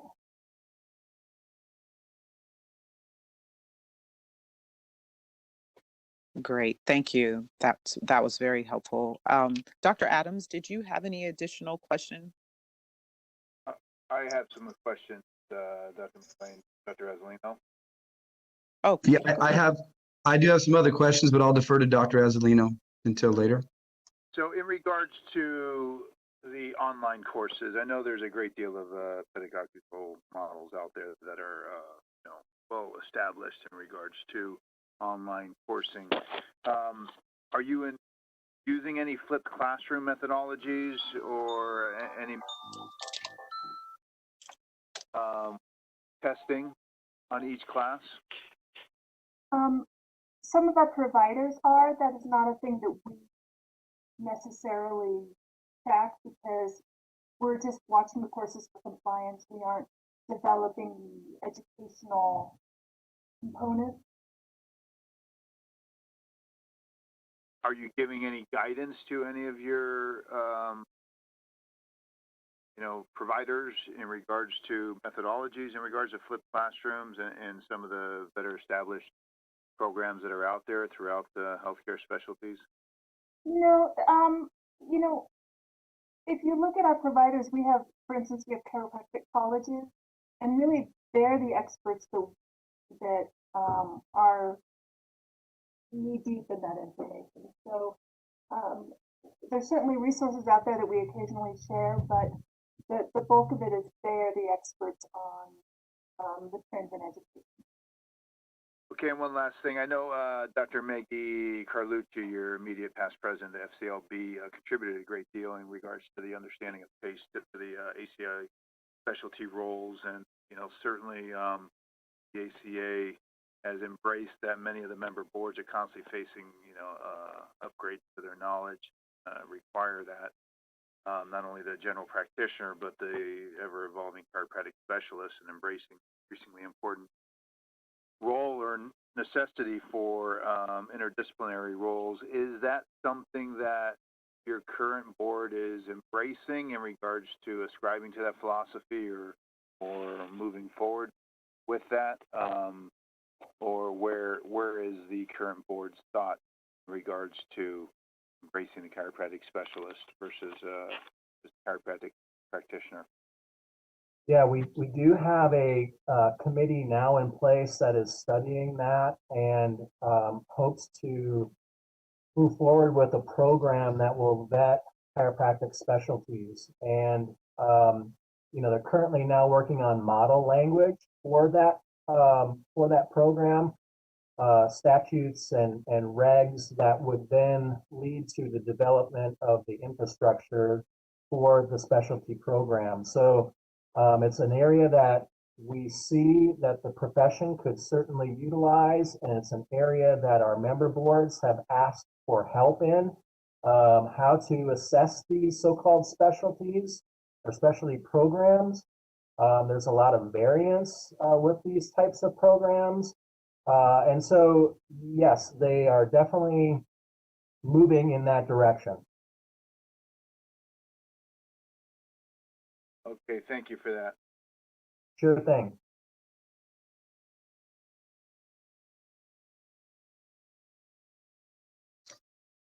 Hi, this is Dr. Adams again. I noticed in your presentation, you said that you have 56 total providers.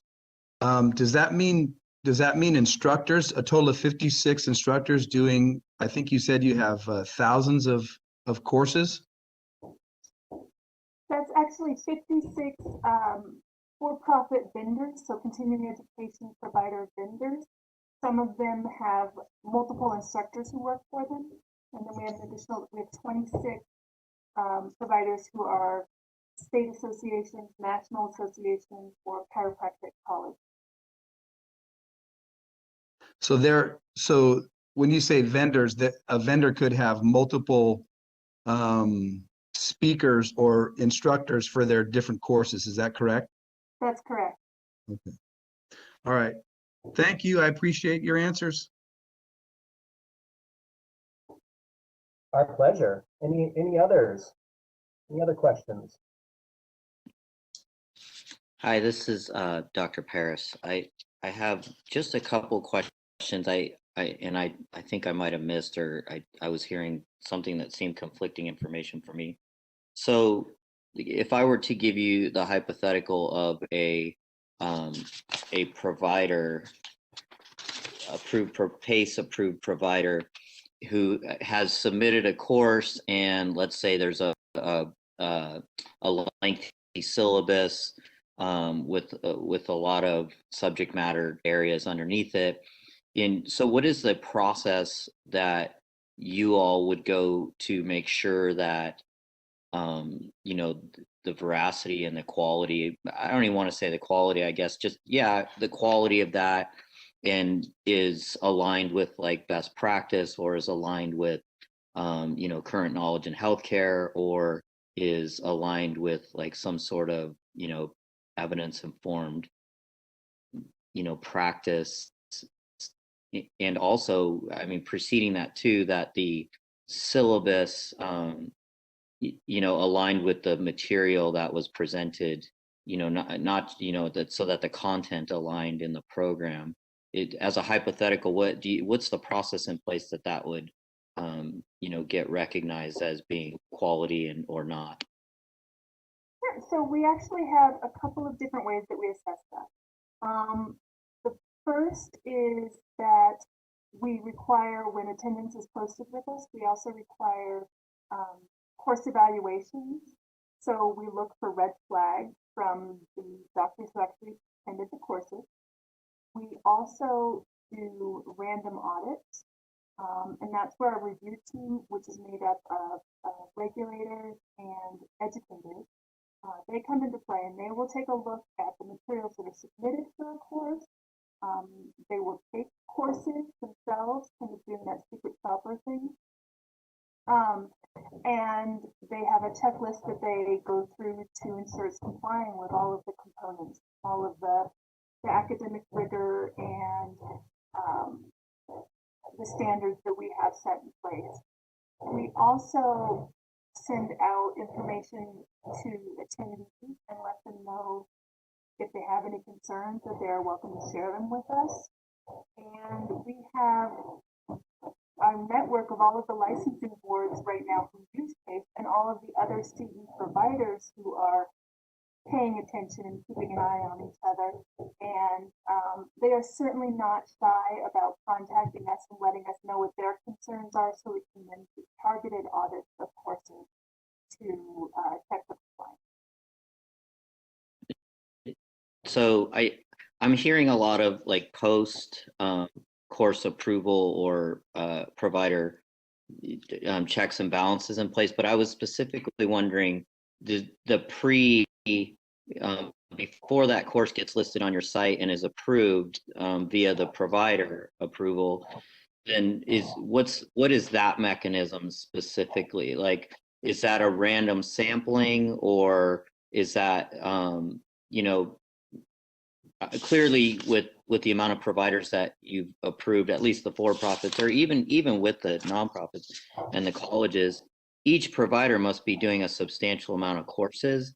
And so I'm wondering if that's 100% vetting, or if there's if what the process is there. So we have our online application program, which the provider then has to demonstrate their ability and willingness to comply with all of those criteria. So they do submit sample courses, they submit information to demonstrate compliance and their policies and procedures for instance, vetting instructors, or determining subject hours, or determining that what they are teaching is relevant to chiropractic art, or science, or philosophy, or current practice.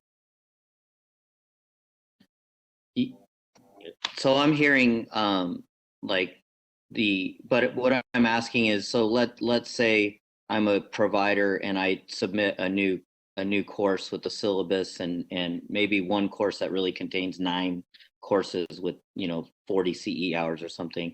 What's the vetting process in place that will get vetted? Does each one get vetted as the courses come in, or is this like a random sampling, or are we always relying on the quality assurance procedures that you mentioned that would be post this course being offered and to licensees taking it?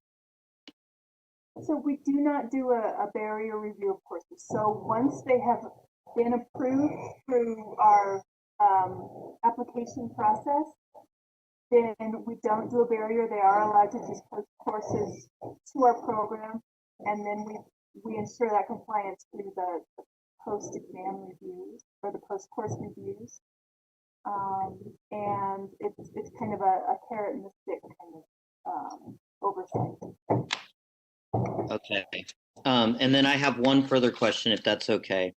And what, just so to clarify for me, when you mentioned earlier that the 56 vendors may have multiple speakers underneath them, are two parts. How do you vet those individual speakers or are you relying on your CE vendors that are approved to vet their own speakers?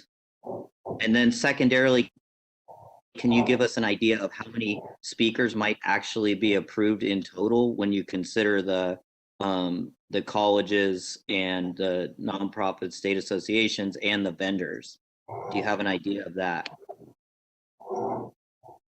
We don't have an idea of the total number. I mean, and we do leave it up to the provider to do the vetting of the actual speakers. So we currently don't have data on the total number of speakers under each provider. And okay, thank you. And I think one of the things that might concern me with that is that we could have a disciplined licensee kind of subverting and providing CE through PACE under another provider's approval. And that is our concern as well, and that's why when they do apply for PACE recognition, we do need to approve their process for vetting providers. So one of the pieces that our board is going to be implementing this May is to require, instead of just recommending a SINBAD or an NPDB search of licensure standing, actually require that there be that procedure in place. So we do approve, we do make sure that their system for vetting instructors is compliant with PACE.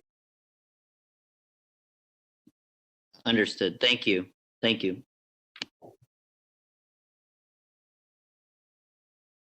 Madam Chairman, I just have one other follow-up question. This is Dr. Adams.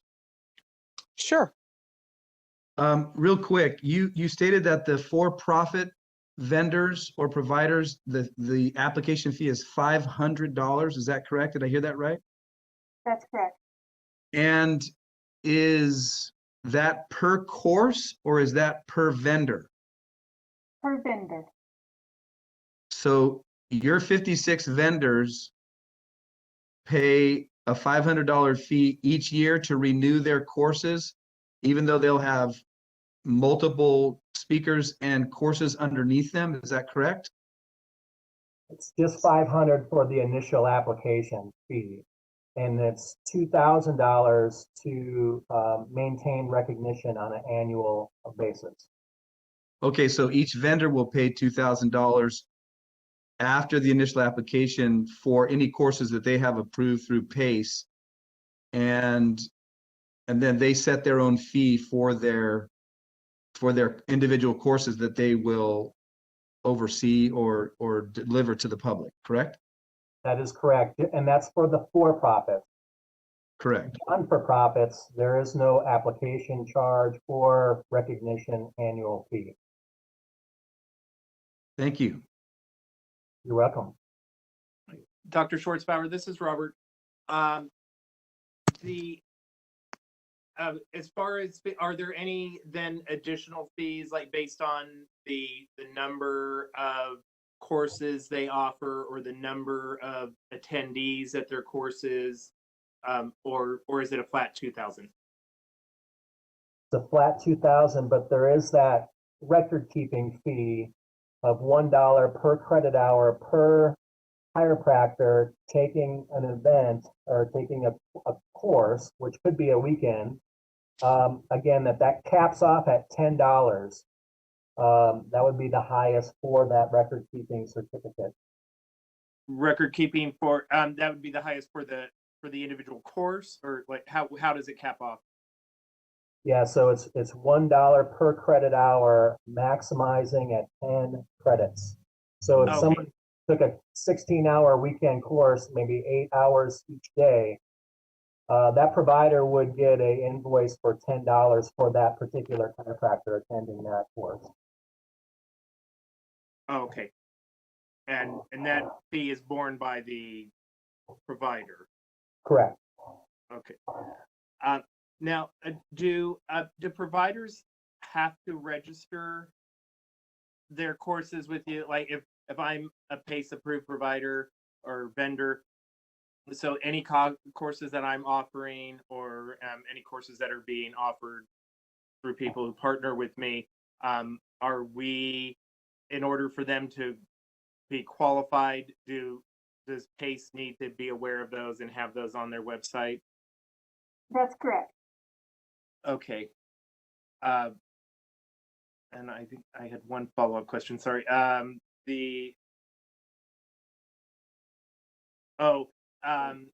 So, and you do not vet I think you already answered this, but just to clarify, you do not vet all of the instructors. But the provider has to have a process that meets your standards for vetting their instructors. That's correct. Okay, I think that's all I have. Thank you.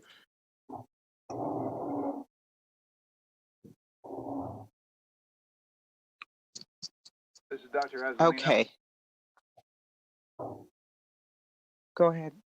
One last question here, Dr. Schwartzbauer. Of the different states that are adopting PACE, I understand that it doesn't need to be a full adoption. Is that correct? That they can use in a limited capacity? Correct. I think Kelly stated earlier we're at about 32 that are accepting us as PACE full outright, and then there's about 8 that do some form of PACE, what we call PACE pre-check. And those particular jurisdictions vary in how they set up their pre-check form because maybe they want to assess certain things. And so we work with states in coming up with ways to best serve them. That's what we're here for. So yeah, 8 states do PACE pre-check and 32 are full outright PACE states. Is it possible for you to provide the list of those states to us? Certainly, I will send that link to Dr. Puglia, Mr. All right, Puglia. so much. Appreciate it. Sorry, this is Robert again. So along those lines, because that's one thing, most likely our board would go in the pre-check direction, because we require our licensees to take certain specified courses and specified subject hours. And since you're not reviewing all of the courses, we would need to continue to review the courses to ensure that they're consistent with the subject hours that we require from our licensees, because you're not categorizing the courses, I assume, since you're not reviewing them. So it's just whatever they say the course is about. The PACE doesn't question that. Not unless we do an audit of that course. Okay. So we do have states that on their pre-check definitely have blanks for them to fill out subject hour breakdowns. So the CE providers can fill out their subject hour breakdowns as it is identified in the state's rules and regulations. So it matches your language exactly. And then when they can submit paperwork to you, so you can take a look at that syllabus or outline to ensure that it is matching the breakdown that's there. Okay. Thank you. And this is Natalie Boyer here on the staff side. And I just wanted to let the board know and the CE committee know that this is obviously something we can continue to explore. I had plans of pulling examples of what that PACE pre-check application would look like from a few of the other states. I believe Arizona is one that has a model like that. So at our next CE committee meeting, here probably in the next month or so, we can obviously review this content and I can provide a little bit more examples of what this would look like and then how it could potentially fit into our California model here as well.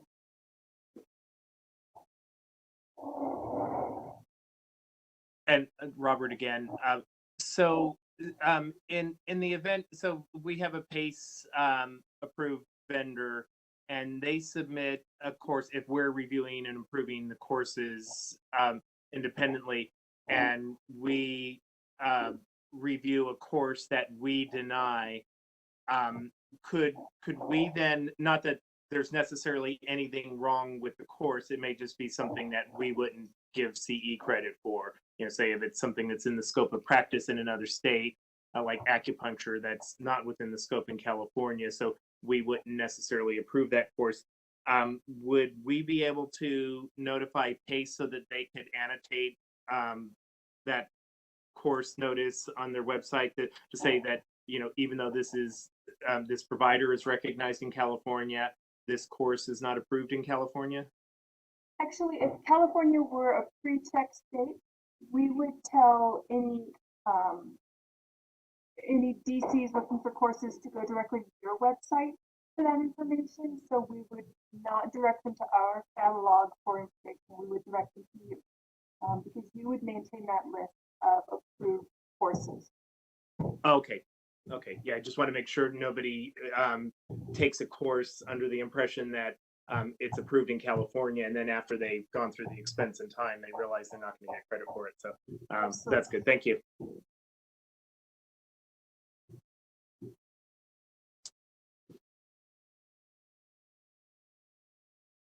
Are there any other questions,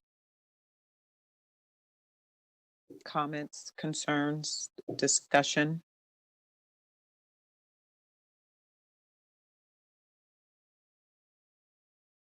One more thing, Robert, again. Kelly or John, do you have much feedback from providers that or vendors that are PACE approved? Have you received comments about them finding there is a benefit, even if it's an additional cost beyond what they would pay an individual state? Have they commented that they've realized after being PACE approved that they benefited in ways they hadn't realized? Yeah, and actually it's funny that Natalie mentioned Arizona earlier because we've had a number of PACE providers who have said that even the PACE pre-check for Arizona is so much more cost effective just in terms of postage than the full application to Arizona. So we do get some very positive feedback on that. Excellent, thank you.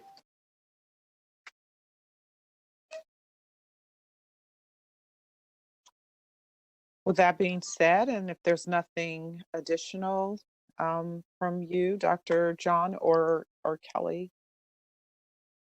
No, other than just thank you very much for the opportunity to be with you today. Kelly and I appreciate this, and we are obviously available for future questions if you want. Our email address is on the slide there. So we're happy to provide more information. Kelly will follow up with sending that list of pre-check states to Robert, and thank you again. Before you log off, Dr. McLean, do you Yes. want to open up this item for public comment in case there's questions that Kelly or John may be able to answer for the public? Certainly, that was my next move. So Sorry. Tricia, no worries. Thank you for reminding me though. If you could open that up for public comment. Thank you, Madam Chair. I've now opened up the question and answer panel. So if any members of the public would like to comment, please type "I would like to comment" using the field in the lower right-hand corner of your screen and submit it to all panelists.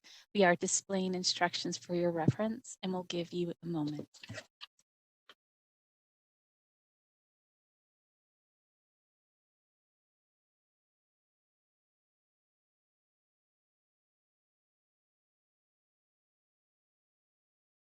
This is the moderator. I see no request for public comment at this time. Would you like me to close the Q&A panel? Yes, I would. Thank you very much. You're welcome. It's closed. At this time, that concludes agenda item number 11. Next would be our lunch break. It is now 11:18 according to my clock, and we have 1 hour for lunch. So we shall resume at 12:18. Thank you.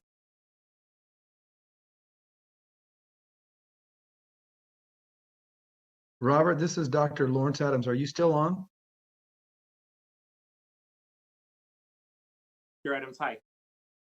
I just wondered, could I get your cell phone number to call you real quick regarding that email you sent me a while back? Oh, sure. I'd like to reconvene the meeting and start by having a roll call. If you would be so kind, Mr. Ruffino.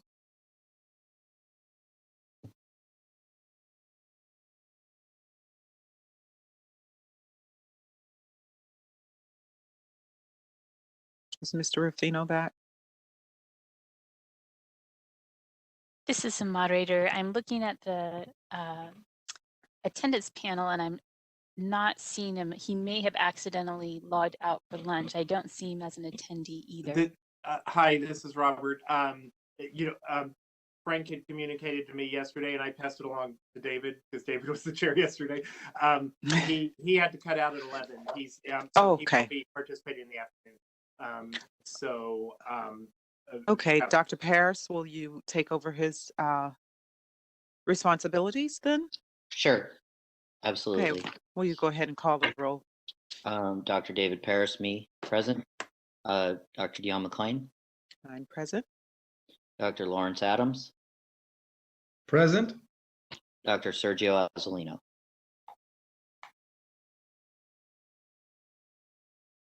I'm sorry, did somebody call me? We're just doing a roll call. Dr. Aslino, Present. thank you. Thanks so much, Dr. Paris. Moving on to agenda item number 12, update, discussion, and possible action on pending rulemaking. I think Ms. Andrea McMillan is going to proceed with that, or are you, Robert? Andrea is on the line. She'll be handling that. Are you with us, Andrea?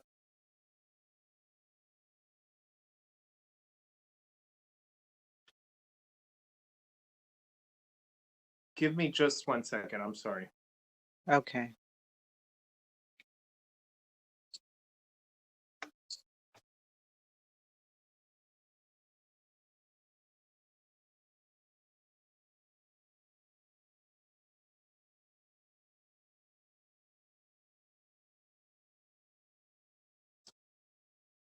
She's having technical problems apparently. Kristen, would you mind stepping in until Andrea is able to get on the line?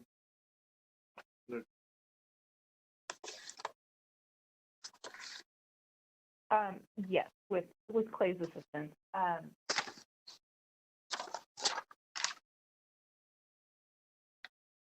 Or, you know what? Let me just have Andrea come into my office. Andrea, why don't you come in here? Sorry, everybody. That's okay.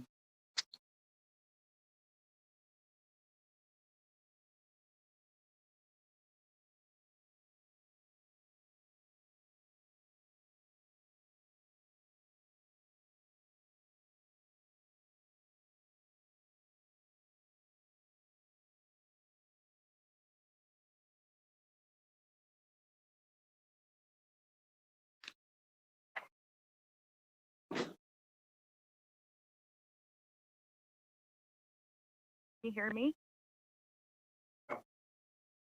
Yes, now we can. Okay, my apologies. I'd like to inform the board that the denial of application, revocation, or suspension of licensure has been submitted to OAL for publication. Additionally, staff have been working with the licensing and CE committee to address policy issues regarding the CE and curriculum rulemaking files. Staff has also made necessary changes to the delegation of authority regulation. The file will now be assembled for submission to agency. That was really a quick update. That concludes my update on pending regulations, and I would be happy to answer any questions you may have.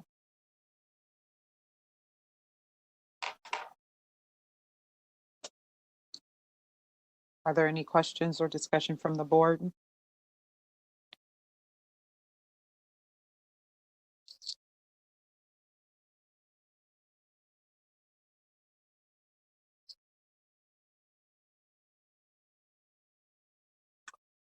None. This is Robert. Clay, did you have anything that you wanted to share with the board regarding pending regs? I don't. Andrea might want to give a quick update on 2138, but nothing else. Yeah, I did. Yeah, that's the first regulation I talked about, the denial of application, revocation, or suspension of licensure. I informed the board that has been the OAL for publication. Okay. That's it. Well, that's a good thing. Quick. Lightning fast. Lightning fast. I like it. And if there's no questions from the board member, I can open it up for public comment.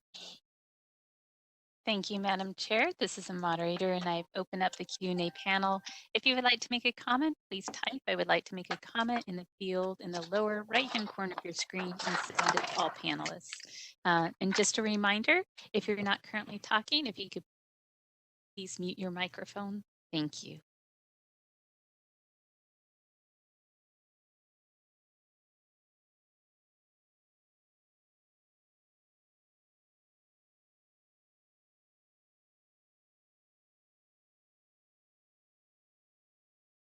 All right, this is the moderator. I see no request for public comment at this time. Shall I close the Q&A panel? Yes, if you would be so kind. You're welcome. It's done. Okay, so moving on to agenda item number 13, public comment for items not on the agenda. I would just like to say a few things here. One, this being the last board meeting for two of our members, I just wanted to officially thank them in my capacity and in my experience with them. For Dr. Dane, who unfortunately could not make her last meeting after all the years of hard work that she's put in, I just wanted to put on the record how much gratitude we feel for her. And actually, Dr. Azzolino, if you would start your video. I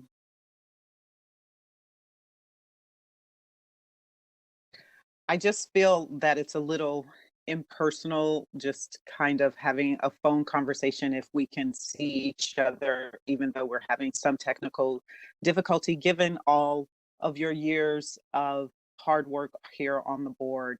I wanted to personally thank you, personally, as well as on behalf of the board, Dr. Azzolino, for your dedication and your passion to this board and to this profession. You've been a leader, a colleague, a mentor, and a friend, and you will be surely missed.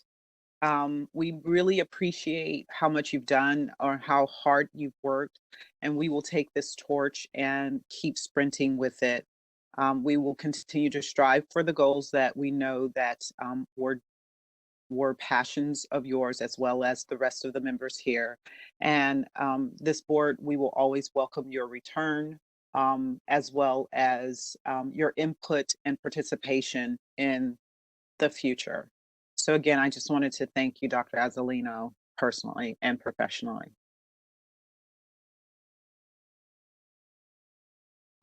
And I'd also like to ask if you have any last comments that you would like to make as well. You're welcome to do so.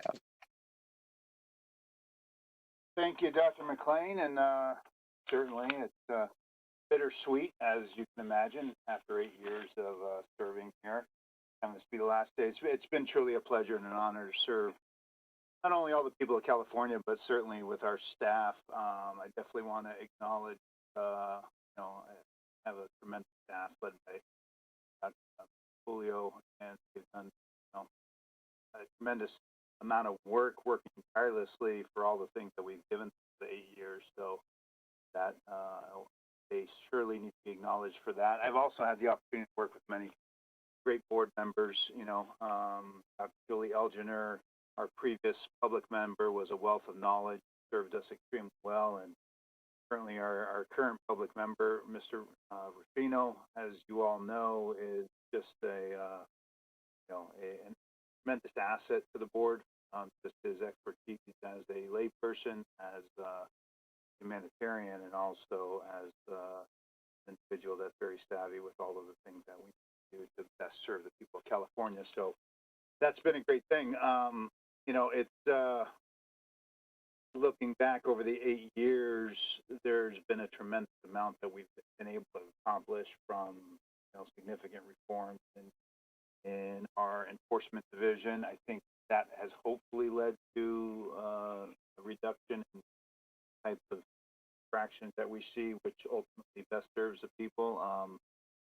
We started bringing the meetings to the schools, which was very purposeful, in just in an effort to try to better inform all the schools, the students, our future stakeholders, what the board is, what it's really all about, to demystify a lot of the thoughts that many of them have about the board, and really just to try to involve them and increase the level of engagement. And I think that's probably one of the things I'm most proud that we've done for the years.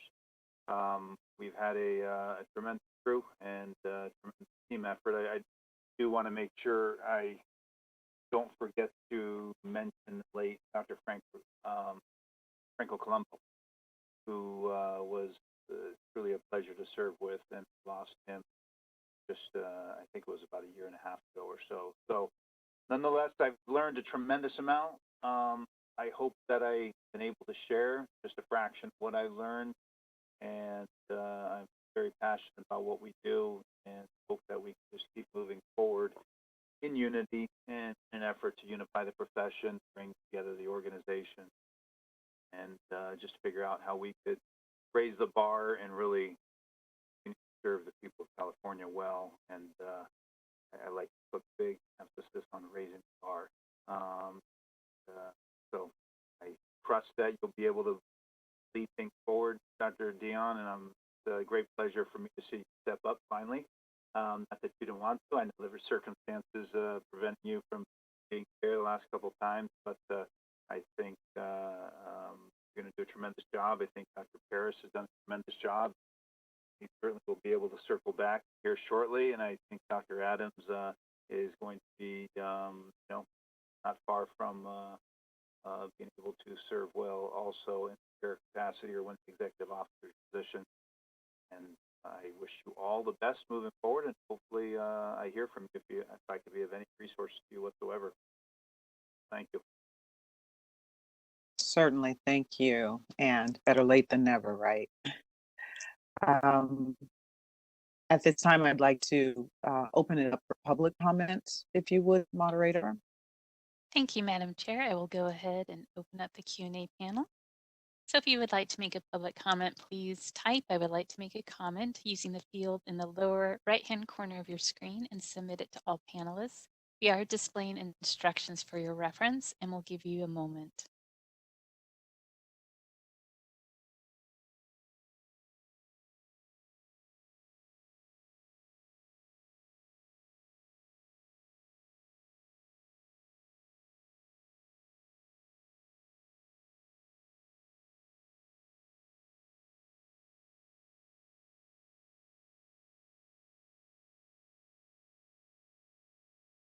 This is the moderator. I see no request for public comment at this time. Shall I close the Q&A panel? Yes, please. Okay, it's been closed. At this time, will move on to agenda item number 14, future agenda items. If there are any future items you would like to be put on the agenda, please let us know from the board members now or staff.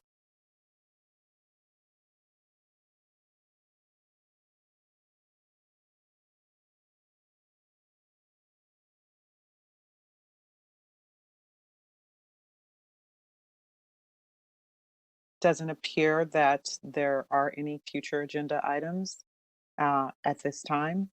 We would like to open it up for public comment. Thank you, Madam Chair. I will go ahead and open the Q&A. So if you'd like to make a comment, please type "I would like to make a comment" using the field in the lower right-hand corner of your screen and submit it to all panelists. We are displaying instructions for your reference, and we'll give you a moment.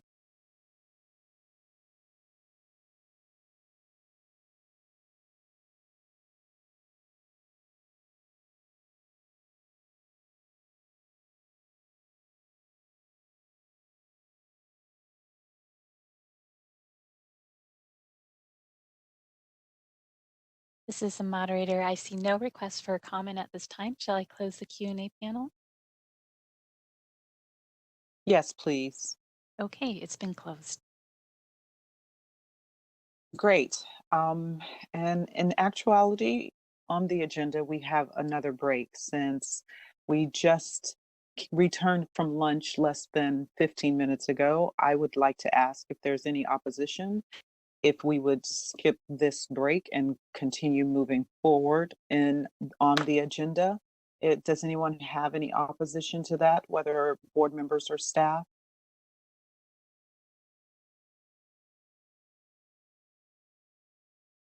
No objection. Dr. Adams, any objection, or Dr. Azzolina? I have no objection. Let's move forward. You know, I never object to moving forward. Well, let's keep the ball rolling then. At this time, we will be moving in onto agenda item 15, which is our closed session.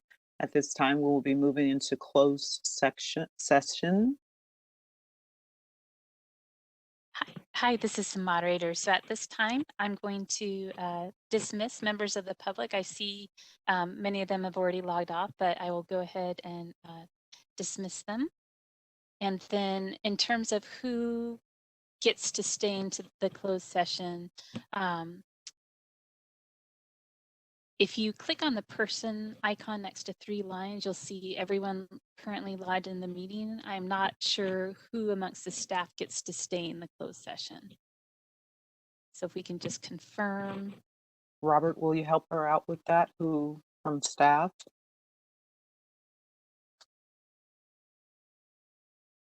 Or did Robert Sorry, leave? I was trying to find my unmute button.